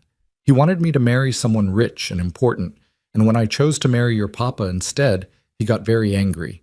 "Because Papa's not rich?" Finn asked. "Because your papa is honest and good and hard-working," Elara said. And those things are worth more than all the money in the world. But my father didn't understand that. I'm glad you married Papa, Finn said firmly. Papa's the best. He is, Alara agreed, her eyes finding Cade's across their son's head. He absolutely is. That night, after Finn had finally fallen into a deep, healing sleep, Cade found Alara standing on the porch, looking out at the stars. Can't sleep? He asked, joining her. Too much has happened, Alara said. My mind won't stop racing. Every time I close my eyes, I'm afraid I'll wake up, and this will all have been a dream, that I'll still be in that asylum, and none of this will be real. It's real, Cade said firmly. He took her hand, his calloused palm warm against hers. Feel that? That's real. Finn sleeping safely inside, that's real. You being here, home, that's real. I keep waiting for the other shoe to drop, Alara admitted. For Victor to show up with more men, for something else to go wrong.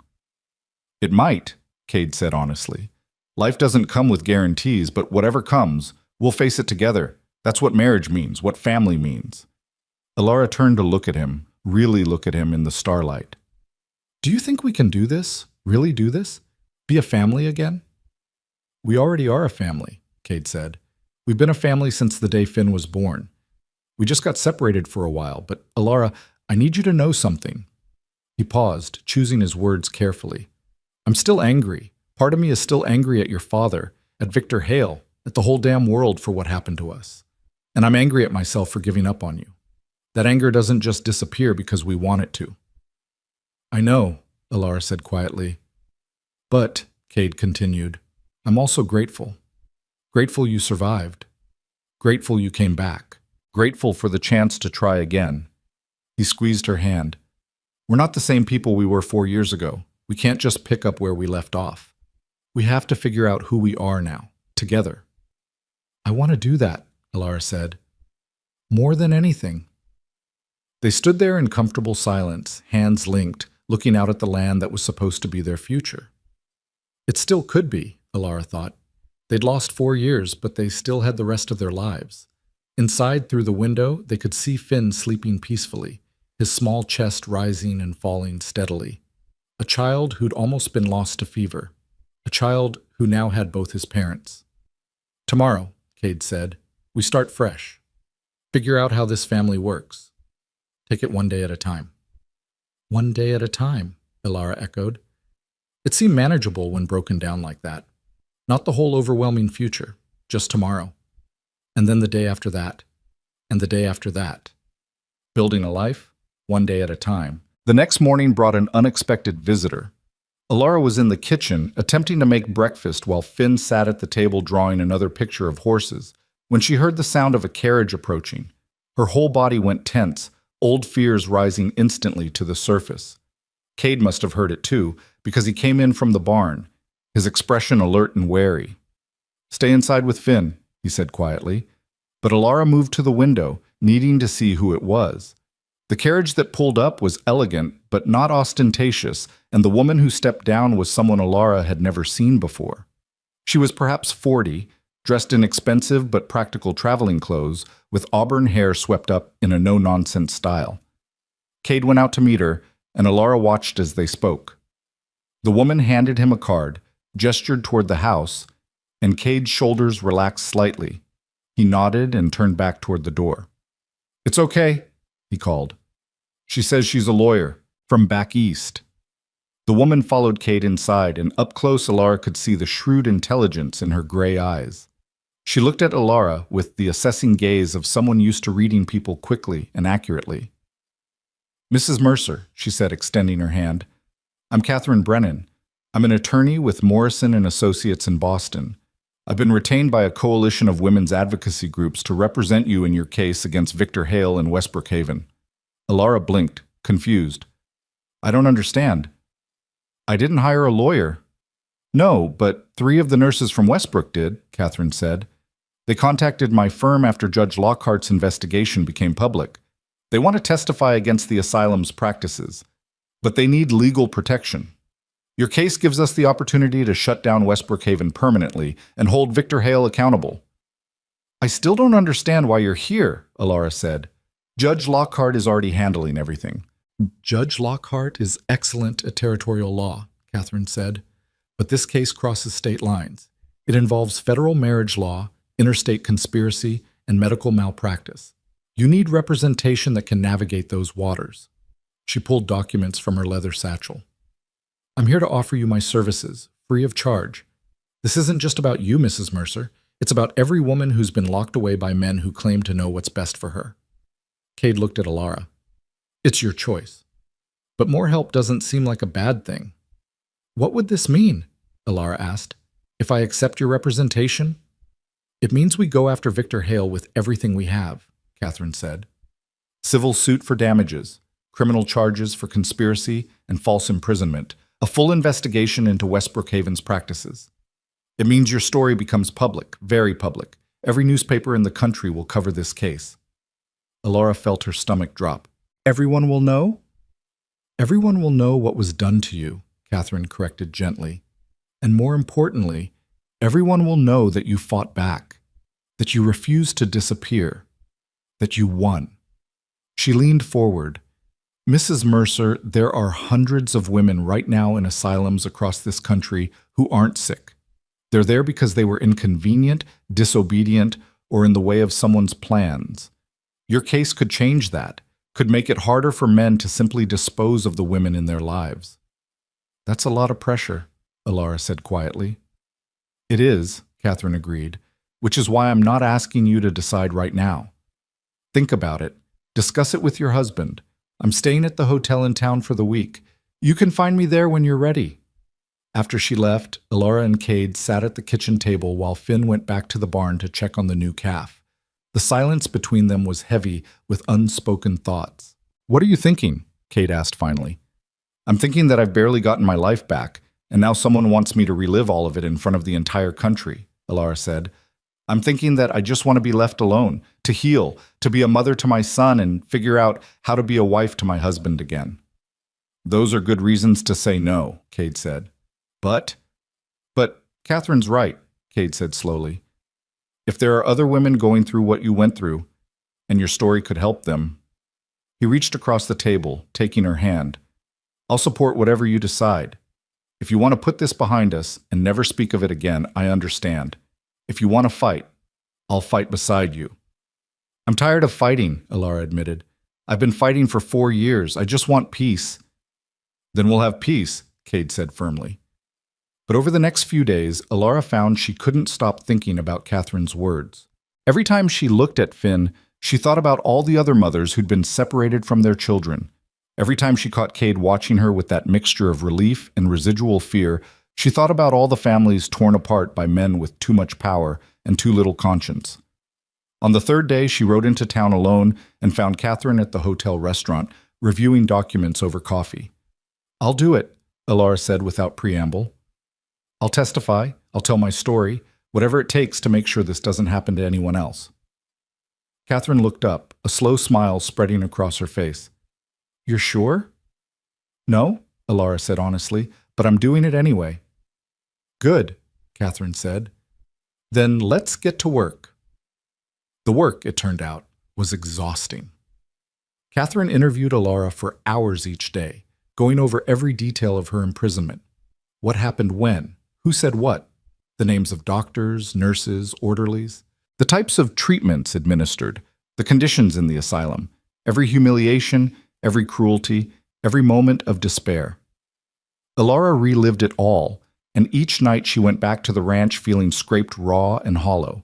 But Cade was always there, and Finn, and slowly she began to understand that talking about it wasn't the same as being trapped in it. The memories had power, yes, but they didn't own her anymore. Meanwhile, news of the case was spreading. Reporters began showing up in Briar Ridge, asking questions, trying to interview anyone who'd known Alara before. The town, which had been slowly warming to her, now found itself in the national spotlight. Some people embraced it. Mrs. Kowalski gave several interviews about Caroline Wynn's quiet suffering and her daughter's strength. Pastor Williams spoke about forgiveness and redemption. Even Mrs. Chen, who'd been one of Alara's harshest critics, admitted to a reporter that she'd been wrong to judge so quickly, but others resented the attention.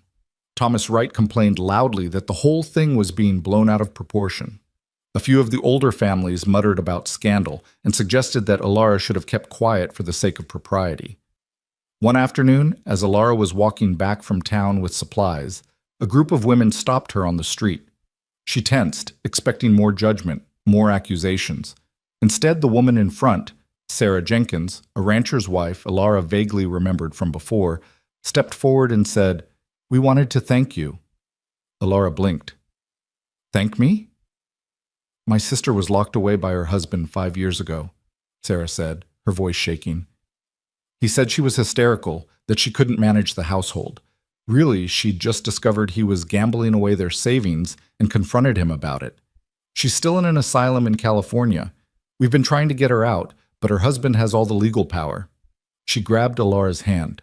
"What you're doing, the case you're bringing, it might give us the legal precedent we need to challenge her imprisonment." The other women nodded, and Alara saw similar stories written on their faces. Sisters, daughters, friends, all lost to the convenience of men who found them troublesome. "I'm so sorry about your sister," Alara said. "I hope the case helps. I really do." "You're braver than any of us," another woman said. "Standing up there telling the truth even when it's hard. That takes courage." After they left, Alara stood on the street corner, feeling the weight of what she'd taken on. This wasn't just about her anymore. It never had been, really. It was about Sarah's sister and Catherine's coalition and the hundreds of nameless women still locked away. The preliminary hearing was scheduled for late October in Cheyenne. Catherine explained that this wasn't the full trial, just a hearing to determine if there was enough evidence to proceed with both civil and criminal charges. "Victor Hale will be there," Catherine warned. "His lawyers, too. They're going to try to discredit you, make you seem unstable or vindictive. You need to be prepared for that." "I've faced him before," Alara said quietly. "I survived 4 years of his marriage. I can survive a few hours in a courtroom." The night before they were due to leave for Cheyenne, Alara found Finn in his room, staring out the window with unusual seriousness for a 4-year-old. "What are you thinking about, sweetheart?" she asked, sitting on the edge of his bed. "Are you going to be gone long?" he asked. "When you go to the city?" "Just a few days," Alara assured him. "Papa's coming with me, but Mrs. Kowalski will stay here with you." "I don't want you to go," Finn said, his voice small. "What if you don't come back?" Alara's heart clenched. Of course he was afraid of that. He'd lost her once already. "Finn, look at me," she said gently. He turned, his dark eyes shimmering with unshed tears. "I am coming back. Nothing and no one is going to keep me from coming back to you.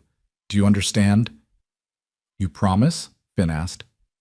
"I promise," Alara said. "I'm going to the city to talk to some people about the bad things that happened. And when I'm done, I'm coming straight home to you. Papa will make sure of it." "Papa won't let the bad men take you?" Finn asked. "Papa won't let anyone take me," Alara confirmed. "Neither will I. I'm much stronger now than I was before." Finn seemed to consider this. Then he reached under his pillow and pulled out a small carved horse, the one Cade had made for him the previous Christmas. "Take this," Finn said, pressing it into her hand. "It's my lucky horse.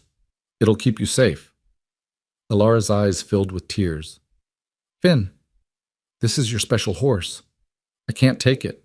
"Now, you have to," Finn insisted. "When you look at it, you'll remember you have to come home, because I need it back." Alara clutched the small wooden horse, feeling its weight like a sacred trust. "Then I'll definitely come back," she said. "I promise." The journey to Cheyenne took most of the day by train. Cade sat beside Alara, his presence solid and reassuring, while Catherine reviewed legal documents across from them. Judge Lockhart had traveled separately, planning to testify about the evidence she'd uncovered. When they finally arrived and checked into the hotel, Alara felt exhaustion pulling at her. But Catherine wanted to review testimony one more time, so they gathered in Catherine's room and went over every expected question. "Victor's lawyers are going to argue that the marriage was legitimate because your father had legal guardianship," Catherine said. "They'll say you were incompetent and needed protection. How do you respond?" "I wasn't incompetent," Alara said. "I was grieving the loss of my child and terrified of my father. Those are normal human emotions, not signs of mental illness." "Good. They'll bring up the note you supposedly wrote, the witnesses who saw you packing. How do you respond? The note was forged. The witnesses were paid or coerced. I never packed because I never intended to leave. They went on like this for hours, Catherine playing devil's advocate, Alara defending herself. By the time they finished, Alara felt like she'd already been through the hearing. That night, unable to sleep, she stood at the hotel window looking out at Cheyenne's lights. Behind her, she heard Cade stirring in the bed. Come back to bed, he said softly. You need rest. I keep thinking about seeing him tomorrow, Alara admitted. Victor, I haven't seen him since I escaped. What if... She trailed off. What if what? Cade prompted, getting up and coming to stand beside her. What if I freeze? Alara whispered. What if I look at him and I'm that terrified girl again, unable to speak, unable to fight? Cade turned her to face him, his hands gentle on her shoulders. You're not that girl anymore, he said firmly. You're a woman who survived hell, who escaped an asylum, who fought her way back to her family, who saved our son's life. Victor Hale should be afraid of you, not the other way around. I don't feel strong, Alara said. Strength isn't about feeling fearless, Cade said. It's about being afraid and doing it anyway. And Alara, you're the strongest person I know. She leaned into him, letting his warmth anchor her. What if they don't believe me? She asked. What if the judge sides with Victor? Then we fight harder, Cade said simply. We don't give up. We never give up. The next morning, they arrived at the courthouse to find a crowd already gathered. Reporters shouted questions. Supporters held signs. Somewhere in the mix, Alara caught sight of Sarah Jenkins and the other women from Briar Ridge standing in solidarity. Inside the courtroom, Catherine guided them to their seats. And then, from the other side of the room, Victor Hale entered. He looked exactly as Alara remembered. Tall, distinguished, silver hair perfectly styled, expensive suit tailored to perfection. He looked like a respectable businessman, a pillar of the community. He looked like everything the world said a man should be. He also looked like the man who'd claimed ownership of her body, her life, her very existence for 4 years. Their eyes met across the courtroom, and Alara saw something flicker in his expression. Surprise, maybe, that she was really here, or perhaps anger that she dared to challenge him. But she didn't look away. She held his gaze steadily, letting him see that she wasn't the broken girl he'd thought he'd married. She was someone else now, someone he couldn't control. Victor looked away first. The judge entered, an older man with kind eyes and a reputation for fairness. Catherine had assured Alara that Judge Warren was a good draw for their case, someone who'd shown sympathy for women's rights in previous rulings. The preliminary hearing began with opening statements. Victor's lawyer, a slick man named Thornton, painted a picture of a tragic situation. A young woman who'd suffered a breakdown, a concerned father who'd sought the best medical care, a marriage arranged for her protection and benefit. Mr. Hale is the victim here, Thornton said smoothly. A man of good reputation and standing who married a troubled young woman out of compassion, only to have her escape from necessary medical care and then slander him with these outrageous accusations. Then Catherine stood, and the temperature in the room seemed to drop. Your Honor, this isn't a story about compassion, she said. It's a story about power and its abuse, about men who use the law to imprison women who dare to disobey them, about an asylum that profits from keeping patients against their will, and about a young woman who had the courage to escape and fight back. She laid out the evidence methodically, the forged documents, the financial records showing payments between Randolph Wynn and both Victor Hale and Westbrook Haven, the testimonies from nurses about the asylum's practices. She presented proof that Alara's first marriage to Cade was legal and never dissolved, making the subsequent marriage to Victor invalid. Then it was time for witness testimony. Judge Lockhart went first, presenting her findings with calm authority. One of the nurses from Westbrook followed, describing in detail the conditions at the asylum and confirming that Alara had never shown signs of mental illness. Finally, Catherine called Alara to the stand. The walk to the witness box felt like miles. Alara could feel every eye in the courtroom on her, judging, assessing, waiting to see if she'd break. She placed her hand on the Bible and swore to tell the truth. Then she sat, folding her hands in her lap to keep them from shaking, and looked at Catherine. Mrs. Mercer, Catherine began, Can you tell the court what happened on the night of November 14th, 4 years ago? Alara took a deep breath and began to speak. She told them about the wedding, about Finn's birth, about feeding her son for the first time. She told them about her father bursting into the room with two men, about the cloth over her face, about waking in a carriage heading east. Her voice remained steady as she described the asylum, the forced marriage, the years of imprisonment. She didn't cry, didn't dramatize. She simply told the truth in clear, factual terms. When Catherine finished her questions, Victor's lawyer stood for cross-examination. Thornton approached with a sympathetic smile that made Alara's skin crawl. "Mrs. Mercer," he said, "or should I say Mrs. Hale? You've told us quite a story, but isn't it true that you'd been exhibiting erratic behavior before your admission to Westbrook Haven?"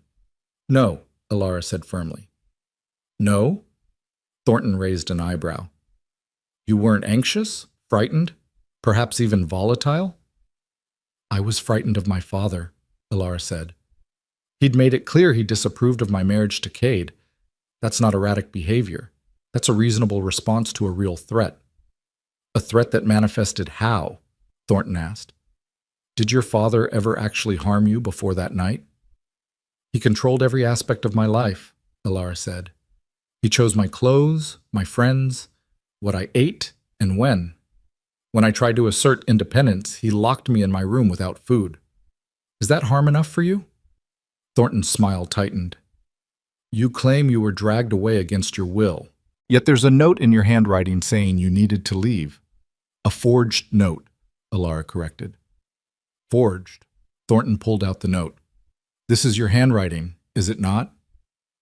"It's handwriting that looks like mine," Alara said. "My father had access to my diary, pages of my writing. He was meticulous in his planning." "So your defense is that everything that contradicts your story is a lie or a forgery?" Thornton's voice dripped with skepticism. "My defense is the truth," Alara said, her voice rising slightly. "I was kidnapped. I was imprisoned. I was forced into a marriage I never consented to, and I fought every single day to get back to my real family." "Your real family," Thornton repeated. "The family you claim to love so much. Yet isn't it true that when you first returned to Briar Ridge, your own husband didn't believe you? Even he thought you'd abandoned them." The words hit like a physical blow. Alara's eyes found Cade in the gallery, saw the pain on his face. "My husband believed the lies my father told him," Alara said quietly. "Just like everyone else did. My father was very convincing. But once Cade knew the truth, he believed me. He fought for me. That's what love does." "Or perhaps," Thornton suggested, "he simply wanted to believe you because the alternative was too painful. Perhaps you've convinced yourself of this narrative because you can't face the truth, that you did leave, that you did marry Mr. Hale of your own free will, and now you regret it and want to rewrite history." "I don't need to rewrite history," Alara said, her voice shaking now with anger instead of fear. "I lived it. Every day of those 4 years, I lived it. Every dose of medication that made my mind foggy. Every time I was told I was crazy for insisting I had a son. Every night I cried myself to sleep in a locked room. I lived it, Mr. Thornton, and no amount of legal maneuvering on your part can change what really happened." She was breathing hard now, her composure finally cracking. But as she looked out at the courtroom, she didn't see judgment in most faces. She saw belief. She saw sympathy. She saw people who'd heard the truth in her words. "No further questions," Thornton said, returning to his seat. Catherine stood. "Redirect, Your Honor. Mrs. Mercer, why did you come back to Briar Ridge after you escaped?" "Because that's where my family is," Alara said simply. "My husband, my son, my home. I spent 4 years trying to get back to them. There was never any question of where I belonged. And if you could say anything to the other women who might be in situations similar to yours, what would you say?" Alara looked directly at the gallery, at Sarah Jenkins and the other women who'd come to support her. "I'd say fight," she said. "Fight to be heard. Fight to be believed. Fight to come home. And never ever let anyone convince you that you're crazy for knowing your own truth." The courtroom erupted in applause before the judge could stop it. He banged his gavel, calling for order, but Alara could see the slight smile on his face. After a brief recess, Judge Warren delivered his ruling. Having heard the evidence presented, he said, this court finds sufficient cause to proceed with both civil and criminal charges against Victor Hale and Westbrook Haven. Additionally, this court recognizes that the marriage between Alara Wynne and Cade Mercer, which took place 4 years ago, is the only valid marriage. The subsequent ceremony involving Mr. Hale is declared null and void. Victor's face went purple with rage, but his lawyer held him back as he tried to stand. Furthermore, Judge Warren continued, this court is disturbed by the evidence of systematic abuse at Westbrook Haven and will be recommending a full federal investigation into that facility and others like it. This hearing is adjourned. The courtroom exploded into chaos. Reporters rushed for the doors. Supporters cheered. Victor Hale and his lawyer retreated quickly, surrounded by guards. Alara sat frozen in the witness box, unable to process that it was over, that she'd won. Cade was there suddenly, pulling her into his arms, holding her so tight she could barely breathe. You did it, he whispered fiercely. God, Alara, you did it. We did it, she corrected, pulling back to look at him. I couldn't have done this without you. Catherine approached, professional satisfaction written all over her face. That was perfect, she said. The full trial will be more complex, but after today I'm very confident. Victor Hale is going to pay for what he did to you. Sarah Jenkins pushed through the crowd, tears streaming down her face. Thank you, she said, grabbing Alara's hands. Thank you so much. Our lawyer says this ruling gives us grounds to challenge my sister's imprisonment. We might actually get her back. More women approached, sharing similar stories, offering gratitude and hope. Alara listened to each one, feeling the weight of what they'd accomplished today. Not just for her, but for all of them. As they finally made their way out of the courthouse, reporters surrounded them, shouting questions. Catherine handled most of them with professional ease, but one reporter pushed through to Alara directly. Mrs. Mercer, what do you say to people who claim you're doing this for attention or money? Alara stopped, looked directly at the reporter and said, I say they've never been locked in a room and told they're crazy for knowing their own mind. I say they've never had their child stolen from them. I say they should pray they never have to learn what it's like to fight for your freedom. I'm not doing this for attention. I'm doing it so other women don't have to fight alone. The quote would be in every newspaper by morning. That night, back at the hotel, Alara finally allowed herself to fall apart. She sat on the bed and sobbed, deep, wrenching sobs that shook her whole body. Cade held her through it, not trying to fix it or stop it, just being there. I looked at him, she gasped between sobs. I looked Victor in the eye, and I didn't break. I didn't let him win. You won, Cade said fiercely. Alara, you stood up there and you told the truth, and everyone believed you. You won. It hurts so much, Alara whispered, reliving all of it, saying it all out loud. I know, Cade said, but it's over now. The worst is over. They stayed in Cheyenne for 2 more days while Catherine handled the paperwork and filed motions for the full trial. When they finally boarded the train back to Briar Ridge, Alara felt lighter than she had in years. Finn was waiting at the station with Mrs. Kowalski, and the moment he saw them, he broke away and ran. Alara dropped to her knees just in time to catch him, holding him close and breathing in the little boy's smell of him. You came back, Finn said, his voice muffled against her shoulder. You promised, and you came back. Always, Alara said. I'll always come back to you. She pulled back and fished the wooden horse from her pocket. And I believe this is yours. Finn took it, clutching it like the treasure it was. Then he looked up at both his parents. Can we go home now? He asked. Yes, Cade said, scooping him up. Let's go home. As they walked to the wagon, Alara noticed the crowd that had gathered at the station. The whole town, it seemed, had come to meet them. And instead of the hostile stares she'd faced weeks ago, she saw respect, admiration, acceptance. Mrs. Chen stepped forward, looking uncomfortable but determined. Mrs. Mercer, she said formally, I owe you an apology. I judged you harshly based on lies. I'm sorry. Other voices joined in, offering apologies, expressing support. It wasn't unanimous. She could still see Thomas Wright glowering in the back, but it was enough. Thank you, Alara said simply. All of you. Thank you for giving me a second chance. That night, after Finn was asleep and the ranch was quiet, Alara and Cade sat by the fire in the living room. Cade had his arm around her and she leaned into his warmth, feeling truly safe for the first time in years. What happens now? Cade asked. With the trial, I mean. Catherine says it could take months, Alara said. There will be more hearings, more testimony, but she's confident we'll win. And after, Cade pressed, after it's all over and Victor Hale is in prison and Westbrook Haven is shut down? What then? Then we live, Alara said simply. We raise our son. We work the ranch. We build the life we were supposed to have. Together, Cade said. Together, Alara agreed. She turned to look at him, really look at him in the firelight. This man who'd believed the worst of her, then fought for her when he learned the truth.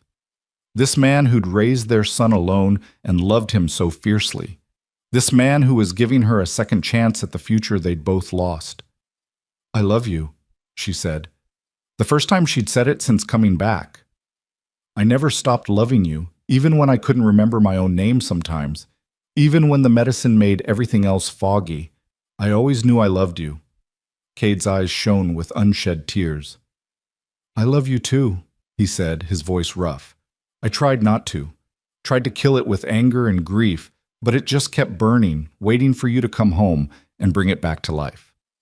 He kissed her then, gentle at first, then deeper. It wasn't like the passionate kisses of their youth.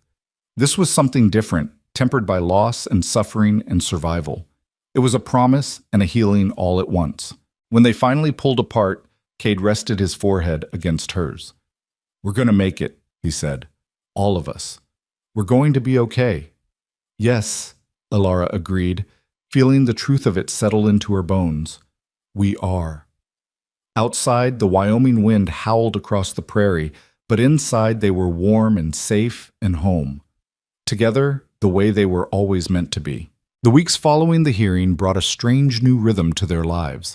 Alara woke each morning still half expecting to find herself back in that locked room, but instead she found sunlight streaming through real windows, the smell of coffee from the kitchen, and the sound of Finn's laughter as Cade got him ready for the day.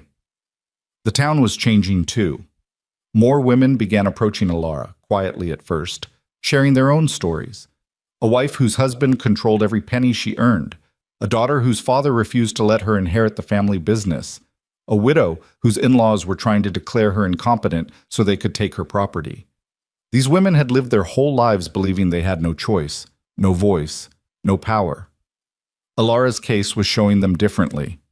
One crisp November morning, Alara was in the barn mucking stalls when she heard a commotion from the direction of the house. Her heart seized with old fear, but then she heard Finn's excited shout and relaxed slightly. She emerged from the barn to find a wagon pulling up, and climbing down from it was a face she never thought she'd see again. Sarah, Alara gasped, recognizing the nurse from Westbrook Haven, the kind one who'd smuggled her paper and pencils. Sarah turned, and her face lit up when she saw Alara. She was thinner than Alara remembered, with dark circles under her eyes, but alive and here and real. Mrs. Mercer, Sarah said, her voice breaking, I had to come. After your testimony, after everything came out, I couldn't stay there anymore. Dr. Harrison was arrested and the new administrators were cleaning house. They let me go, but I didn't mind. I couldn't work there another day knowing what I'd been part of. You weren't part of it, Alara said firmly, crossing the yard to embrace her. You were one of the few things that kept me sane. I should have done more, Sarah said, tears streaming down her face. I should have helped you escape sooner. I should have spoken up about what was happening there. You're speaking up now, Alara said. Catherine told me you're testifying at the trial. That takes courage. I'm terrified, Sarah admitted. I'll lose any chance of working as a nurse again. The other doctors, they'll blacklist me. Then you'll find different work, a voice said. Mrs. Kowalski had come out onto the porch, wiping her hands on her apron. Lord knows this town could use a good nurse. Doc Morrison's getting on in years. He could use an assistant. Sarah blinked, hope dawning in her expression. You think he'd hire me? After everything? I think he'd be lucky to have someone with your experience and your conscience, Mrs. Kowalski said firmly. Come on inside. You look half starved. Let's get some food in you, and then we'll talk to the doc. As Sarah followed Mrs. Kowalski inside, Cade appeared from the south pasture, leading his horse. He took in the scene and raised an eyebrow at Alara. "Friend of yours?" he asked. "The friend who kept me alive," Alara said softly. "The one who reminded me I wasn't crazy, that my memories were real." Cade's expression softened. "Then she's welcome here as long as she needs." That evening, the house felt more alive than it had in years. Sarah stayed for dinner, entertaining Finn with stories about the city while carefully avoiding any mention of the asylum. Doc Morrison had indeed agreed to take her on as an assistant, particularly impressed by her knowledge of difficult births and fever management. After Finn was in bed, the three adults sat around the kitchen table with coffee, and Sarah finally asked the question Alara had been waiting for. "How are you really?" Sarah said. "Not the brave face you put on for the newspapers. How are you truly managing?" Alara considered the question carefully. "Some days are better than others," she admitted. "Sometimes I hear a door lock and I panic. Sometimes Finn will ask about something from when he was a baby, something I missed, and the grief nearly crushes me. But then I look at him, at Cade, at this life we're building, and I remember that I survived, that I won." "You did more than survive," Sarah said. "You fought back. Do you know how many women have reached out to Westbrook since your testimony? Women demanding the release of their sisters, daughters, mothers. The place is under investigation by 3 different government agencies. You did that." "We did that," Alara corrected. "You and the other nurses who spoke up, Catherine and her legal team, Judge Lockhart, all of us together." "Still," Sarah said, "you started it. You were brave enough to come forward first." The next morning brought news that sent ripples through not just Briar Ridge but across the country. Victor Hale had been arrested trying to flee to Mexico. He'd been caught at the border with trunks full of cash and documents showing years of financial fraud and conspiracy. His arrest made front-page news in every major paper. Catherine sent a telegram that arrived at the general store by midday. The trial date had been moved up. With Victor in custody and more evidence coming to light daily, the territorial prosecutors wanted to move quickly before any more evidence could be destroyed. The full trial was scheduled for the first week of December, in Denver this time, at the federal courthouse. It would be bigger than the preliminary hearing, more witnesses, more evidence, more eyes watching. "I have to go again," Alara told Cade that night. "I have to see this through to the end." "I know," Cade said. "We'll go together. Mrs. Kowalski can watch Finn again." But Finn, who'd been listening from the doorway, had other ideas. "I want to come," he announced. Both parents turned to look at him. "Sweetheart, the trial isn't a place for children," Alara said gently. "But I want to see the bad man," Finn insisted. "The one who hurt Mama. I want him to know that Mama has a family who loves her." Alara looked at Cade, uncertain. Part of her wanted to protect Finn from all of this, to keep him innocent of the darkness that existed in the world. But another part understood his need to be there, to be part of this final battle. "We'll think about it," Cade said diplomatically. "But Finn, you need to understand that if you come, you'll hear things about what happened to Mama. Scary things. Adult things. Are you sure you want that?" Finn thought about it with the seriousness only a child could muster. Then he nodded. "I want to be there. Mama was brave. I want to be brave too." In the end, they decided Finn would come but wouldn't attend the actual trial proceedings. Mrs. Kowalski volunteered to travel with them and watch Finn during the day, bringing him to the courthouse only for the verdict. The journey to Denver felt different from the trip to Cheyenne. There was less fear this time, less uncertainty. Alara felt like she was heading toward an ending rather than into an unknown beginning. The trial lasted 3 days. The prosecution presented a damning case. Forged documents, financial records, testimony from multiple women who'd been imprisoned at West Brookhaven, expert witnesses on marriage law and medical ethics. Catherine's opening statement was a masterpiece, painting a picture of systematic abuse of power that had the entire courtroom riveted. Victor's defense team tried to argue that he'd been deceived by Randolph Wynn, that he genuinely believed Alara was mentally ill and needed care, that the marriage had been legal according to the documents he'd been given. But the evidence was overwhelming. The financial connections between Victor, Randolph, and Dr. Harrison showed clear conspiracy. The testimonies from nurses and former patients at West Brookhaven revealed a pattern of imprisoning inconvenient women for profit. On the second day, they called Randolph Wynn from his jail cell to testify. Alara's father looked haggard, diminished, nothing like the powerful man who'd once controlled her life. When asked about the conspiracy, he initially tried to maintain his innocence. But when faced with the mountain of evidence, he finally broke. "I did it for her own good," he said, his voice cracking. She was throwing her life away on a nobody rancher. Victor could give her everything: money, status, security. I thought once she had time to see reason, she'd understand.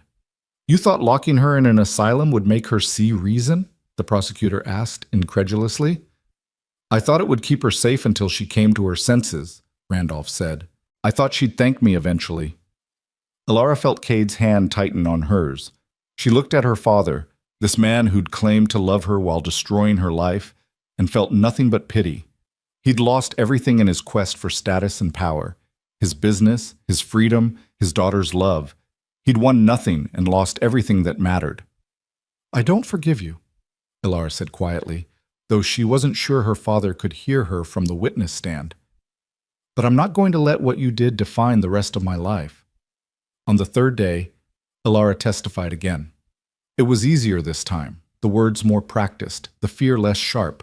She told her story with clarity and strength, looking directly at Victor when she described his cruelty, refusing to be ashamed or diminished. Victor's lawyer tried to shake her testimony, tried to suggest she'd exaggerated or misremembered, but Alara didn't waver. She had the truth on her side, and 4 years of survival had made her unshakable. The closing arguments took most of the afternoon. Catherine spoke passionately about justice and accountability, about the need to protect vulnerable women from men who saw them as property. Victor's lawyer made a final desperate attempt to paint his client as a victim of circumstance. Then the jury retired to deliberate. The wait was agonizing. Alara and Cade sat in the corridor outside the courtroom, neither speaking, both lost in their own thoughts. Sarah sat with them, along with several other women who'd come to show support. Mrs. Kowalski brought Finn by for a brief visit, and his cheerful chatter broke some of the tension. After 4 hours, the jury sent word they'd reached a verdict. Everyone filed back into the courtroom, the air thick with anticipation. Alara reached for Cade's hand as the jury foreman stood. She felt surprisingly calm, like she'd already done the hardest part. Whatever happened next, she'd told her truth. She'd fought back. She'd refused to disappear. On the charge of conspiracy to commit false imprisonment, we find the defendant, Victor Hale, guilty. On the charge of fraud, we find the defendant guilty. On the charge of coercion, we find the defendant guilty. The foreman continued through all 17 charges. Guilty. Guilty. Guilty. Victor's face went from red to white to gray. His lawyers slumped in defeat, and the courtroom erupted in applause and cheers that the judge didn't even try to stop. Alara sat frozen, unable to process that it was finally, truly over. Victor would go to prison. Westbrook Haven was being shut down. Her father was already in jail. The men who'd stolen 4 years of her life were finally facing consequences. "You won," Cade said, pulling her into his arms. "Alara, you won." "We won," she corrected, but she was crying too hard to say much more. Outside the courthouse, reporters mobbed them with questions, but Catherine handled most of them. When they finally asked Alara for a statement, she thought about everything she'd been through, everything she'd learned, everything she wanted other women to know. 4 years ago, men with power tried to erase me, she said, her voice clear and strong. They locked me away and told me I was nothing. They tried to make me disappear, but I refused to disappear. I fought my way back to my family, and I fought for justice not just for myself, but for every woman who's been silenced, dismissed, or locked away for being inconvenient. Today's verdict says that women's lives matter, that women's voices matter, that we will not be erased. The quote would be reprinted in newspapers across the country. Years later, it would be taught in schools as part of the early women's rights movement, but in that moment, Alara was just relieved it was over. The journey back to Briar Ridge was celebratory. Even Finn, who didn't fully understand what had happened, caught the mood and chattered excitedly about going home. Mrs. Kowalski produced a bottle of champagne from somewhere, and they toasted quietly in their train compartment. "What will you do now?" Sarah asked. "With all this attention, you could go anywhere, do anything." "I'm going home," Alara said simply. I'm going to raise my son, work the ranch with my husband, live the life I was supposed to have. That's it?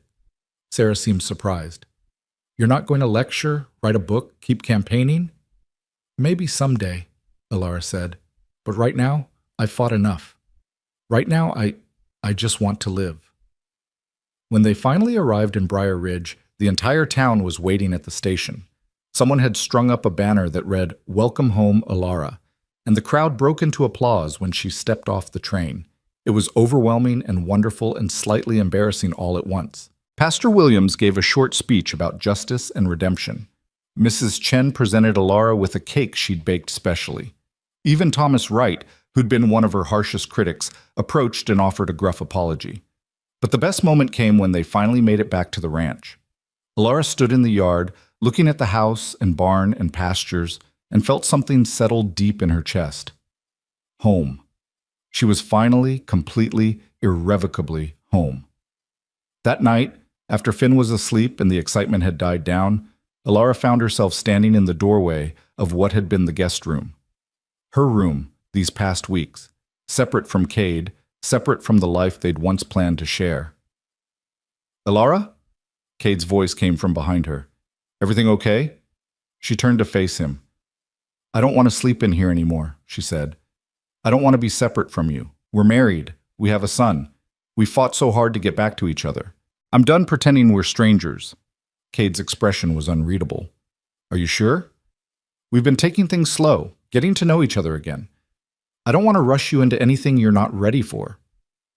I'm not the girl you married 4 years ago, Alara said, and you're not the man you were then.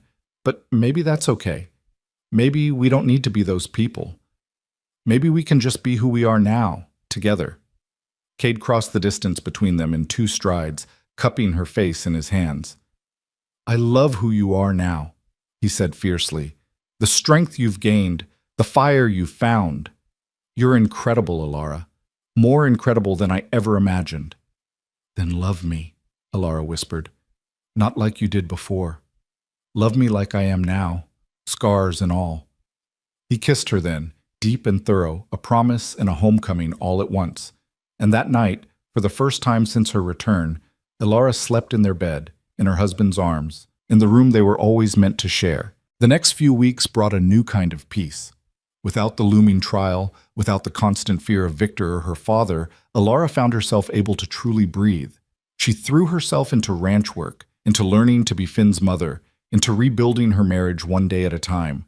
There were still hard moments. Sometimes a locked door would send her into a panic. Sometimes the nightmares came, dreams of being back in that asylum, and she'd wake up gasping and disoriented. But Cade was always there, reminding her where she was, that she was safe, that she was home. Finn adapted to having both parents with the resilience of children. He still called Cade Papa, but had started calling Alara Mama naturally, as if she'd always been there. He showed her his favorite spots on the ranch, taught her the names of all the animals, and included her in the bedtime routine that he and Cade had established. One evening, as Alara was tucking Finn in, he asked, Mama, will you tell me a story? What kind of story? Alara asked. A story about when you were little, Finn said, like Papa does. He tells me stories about when he was a boy and learned to ride horses. What did you do when you were little? Alara thought about her childhood, about the strict rules and her father's control. But she also remembered her mother, before illness took her, remembered the secret moments of joy they'd shared. When I was little, Alara said, my mama used to take me on walks in the garden. She loved flowers, especially wildflowers. She said they were the prettiest because no one planted them or told them where to grow. They just grew wherever they wanted, wild and free. Like the ones by the creek? Finn asked. Exactly like those, Alara said. My mama said that's how people should be too, wild and free, growing wherever they're meant to be. Is that why you came back? Finn asked. Because you're meant to grow here? Alara felt tears prick her eyes. Yes, sweetheart. This is exactly where I'm meant to be. Winter settled over Wyoming, and with it came a different rhythm. The ranch work was different in cold months, focused on keeping animals fed and warm, on preparing for spring. Alara learned to appreciate the slower pace, the long evenings by the fire, the way snow made everything clean and new. A letter arrived in January from Catherine. The federal government had shut down West Brookhaven permanently and were investigating 12 other asylums across the country for similar practices. 3 more had been closed already. Dozens of women had been released and reunited with their families. Sarah's sister among them. "You did that," Cade said, reading over her shoulder. "You started all of this." "We did it," Elara corrected, but she felt the weight of it. The responsibility and the pride of knowing that her suffering hadn't been meaningless, that some good had come from all that pain. February brought an unexpected visitor. Judge Marin Lockhart arrived at the ranch on a cold afternoon, looking official and determined. "I won't take much of your time," she said, accepting coffee in the warm kitchen. "I wanted to tell you in person that your father's trial is set for next month. He's facing 20 years in prison for fraud and conspiracy. The prosecution wanted me to ask if you'd testify."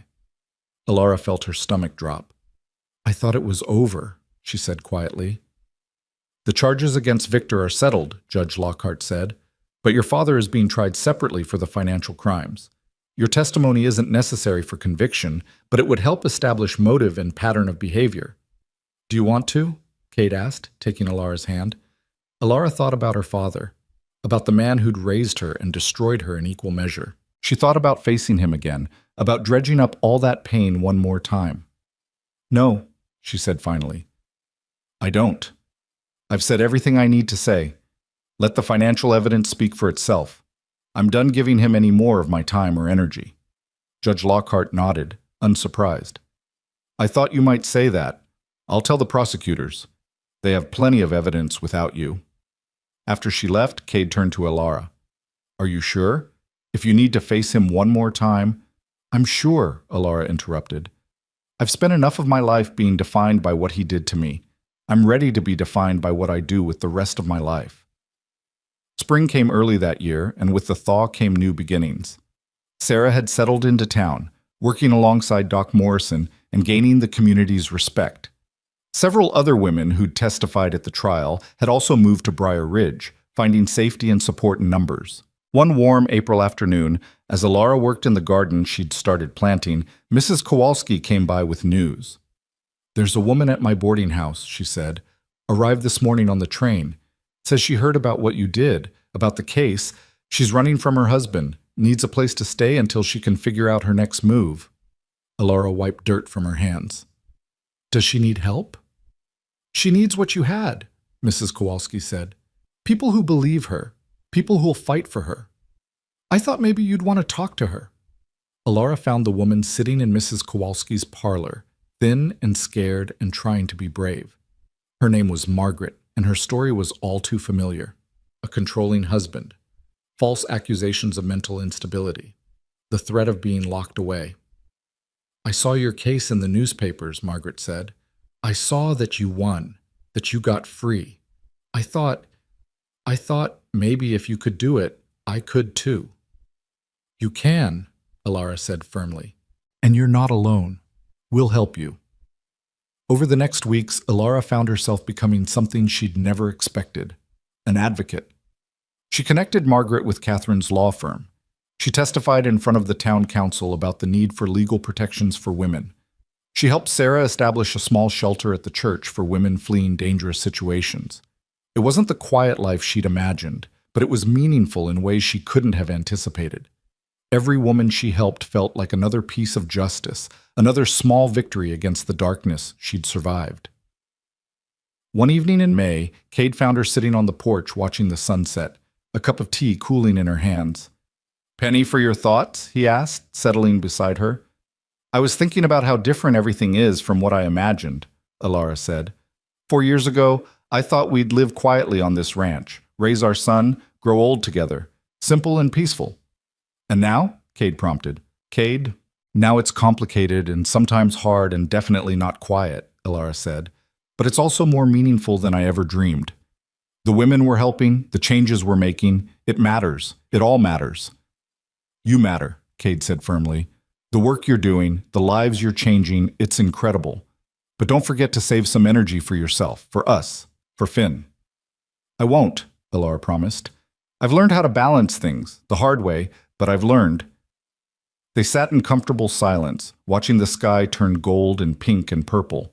From inside the house came the sound of Finn practicing his reading, his small voice carefully sounding out words. "Do you ever regret coming back?" Kate asked suddenly. "Taking on all of this instead of just running somewhere fresh where no one knows your story?" "Never," Alara said immediately. "This is my home, you and Finn, this ranch, this town, flawed as it is. This is where I belong. Running would have been easier, but it wouldn't have been living, and I'm done with just surviving. I want to live." As if summoned by their conversation, Finn burst out onto the porch. "Mama, Papa, come see what I drew." They followed him inside to find a picture on the kitchen table. It showed 3 stick figures holding hands in front of a house, surrounded by flowers and animals. Above it, in Finn's careful printing, were the words, "My family." Alara picked it up, tears blurring her vision. "It's perfect, sweetheart. Absolutely perfect." "That's us," Finn explained unnecessarily. "You and Papa and me. Together forever." "Together forever," Alara agreed, pulling him into a hug. That night, lying in bed with Cade's arm around her and Finn sleeping soundly down the hall, Alara finally allowed herself to believe it was real. She was home. She was safe. She was loved. The nightmares might never completely go away, and the scars would always be there. But they didn't define her anymore. In June, word came that Randolph Wynn had been sentenced to 25 years in prison. Alara felt nothing when she heard the news. Not satisfaction, not grief, just a kind of quiet closure. Her father had made his choices, and now he was facing the consequences. She'd made her choices too, and they'd led her home. July brought a celebration that the whole town turned out for. 1 year since Alara had stepped off that train in a ruined wedding dress. 1 year since she'd started fighting to reclaim her life. To mark the anniversary, Pastor Williams organized a community dinner at the church. Alara almost declined, uncomfortable with being the center of attention. But Cade convinced her to go, and she was glad she did. The evening wasn't about celebrating her specifically. It was about celebrating all of them, the whole community that had learned to question their assumptions, to look beyond surface stories, to support women who needed help. Sarah gave a speech about the new medical practices Doc Morrison was implementing to protect patients' rights. Catherine, who'd traveled from Boston for the occasion, announced that 3 more states had passed laws making it harder to imprison women without proper medical cause. Margaret, who'd successfully divorced her husband and started a dressmaking business in town, thanked everyone who'd helped her find her courage. When they asked Alara to speak, she stood in front of the gathered crowd and said simply, "A year ago, I came home broken and afraid. You didn't have to believe me. You didn't have to help me. Some of you didn't at first, and I don't blame you for that. But enough of you did, and that made all the difference. This past year has taught me that healing isn't something you do alone. It's something we do together, as families, as communities. Thank you for being my community. Thank you for helping me heal." The applause was long and genuine. As Alara sat back down between Cade and Finn, she felt something she'd been reaching for all year finally settle into place. Peace. Not the absence of pain or struggle, but the acceptance that she could handle both and still thrive. August brought a letter that made Alara laugh and cry at the same time. It was from a women's college in Boston, inviting her to speak to their students about her experiences and the legal changes that had resulted. They were offering travel expenses and a generous honorarium. "You should do it," Cade said when she showed him the letter. "It's 3 weeks away," Alara protested. "The harvest will be starting soon, and we'll manage," Cade interrupted. "Alara, this is important. Your story is important. Besides," he grinned, "Finn and I could use some time to plan a surprise for you." "What kind of surprise?" Alara asked suspiciously.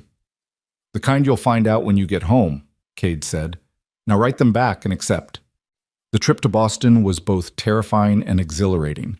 Alara had never been that far east, never been in a city that large, never stood in front of a room full of educated young women hanging on her every word.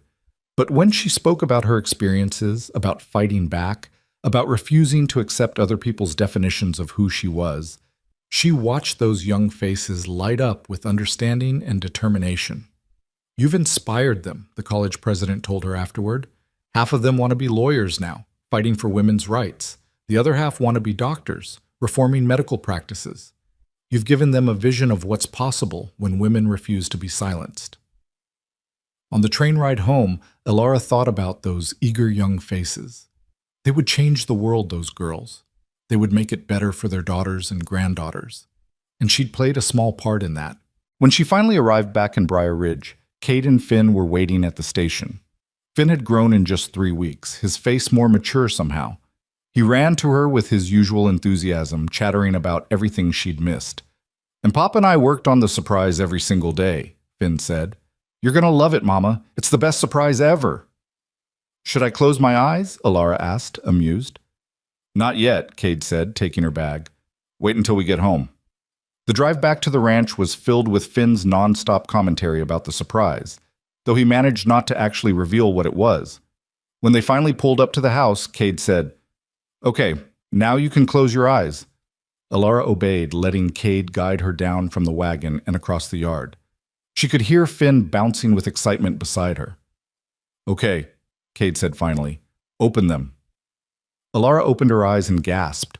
Behind the house, where there had been nothing but wild grass before, stood a beautiful garden. Not just any garden, but one filled with wildflowers of every color imaginable. Lupines and Indian paintbrush, columbines and wild roses, arranged in natural-looking clusters that seemed to have grown there forever. "We planted it while you were gone," Finn said proudly.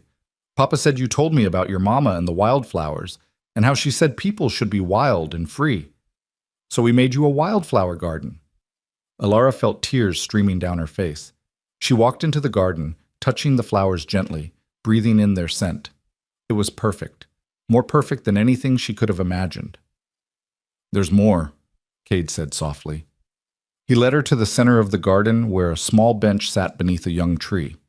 On the bench was a carved wooden plaque that read, "Caroline's Garden, for the mothers who taught us to be wild and free." "You named it after my mother," Elara whispered.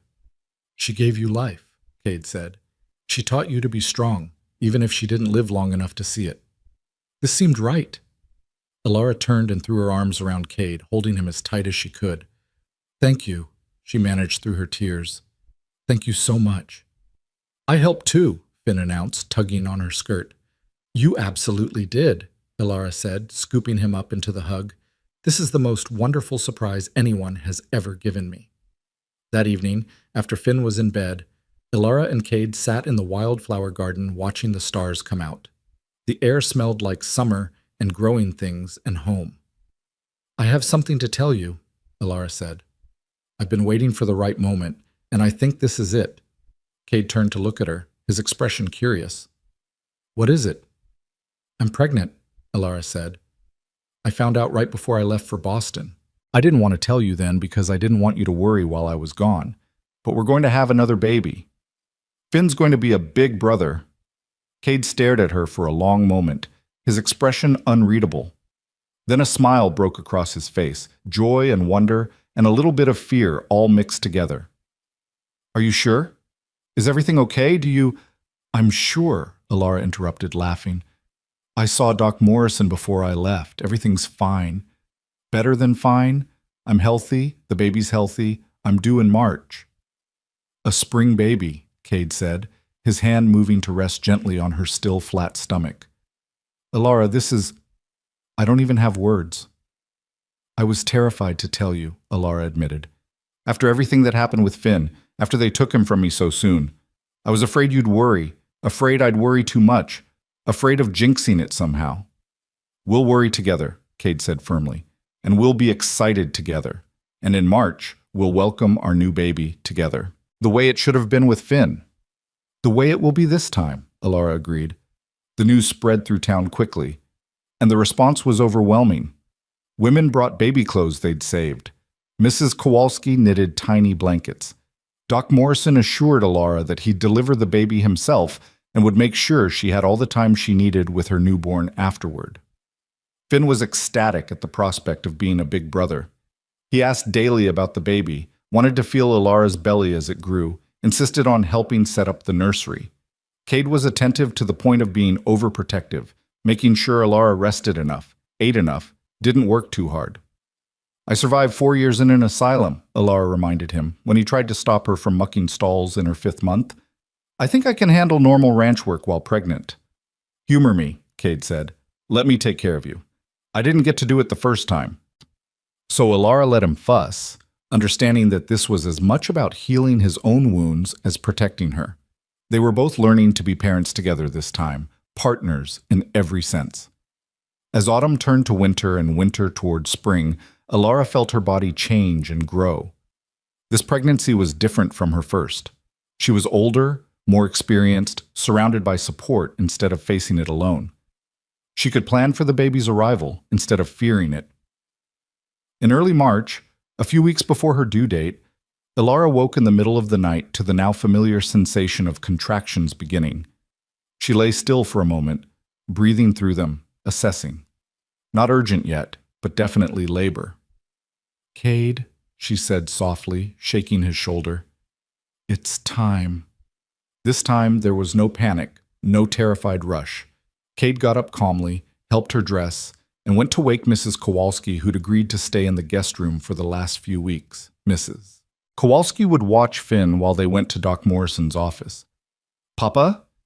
Finn appeared in his doorway, rubbing his eyes. Is the baby coming? The baby's coming, Alara confirmed, crossing to hug him. You're about to become a big brother.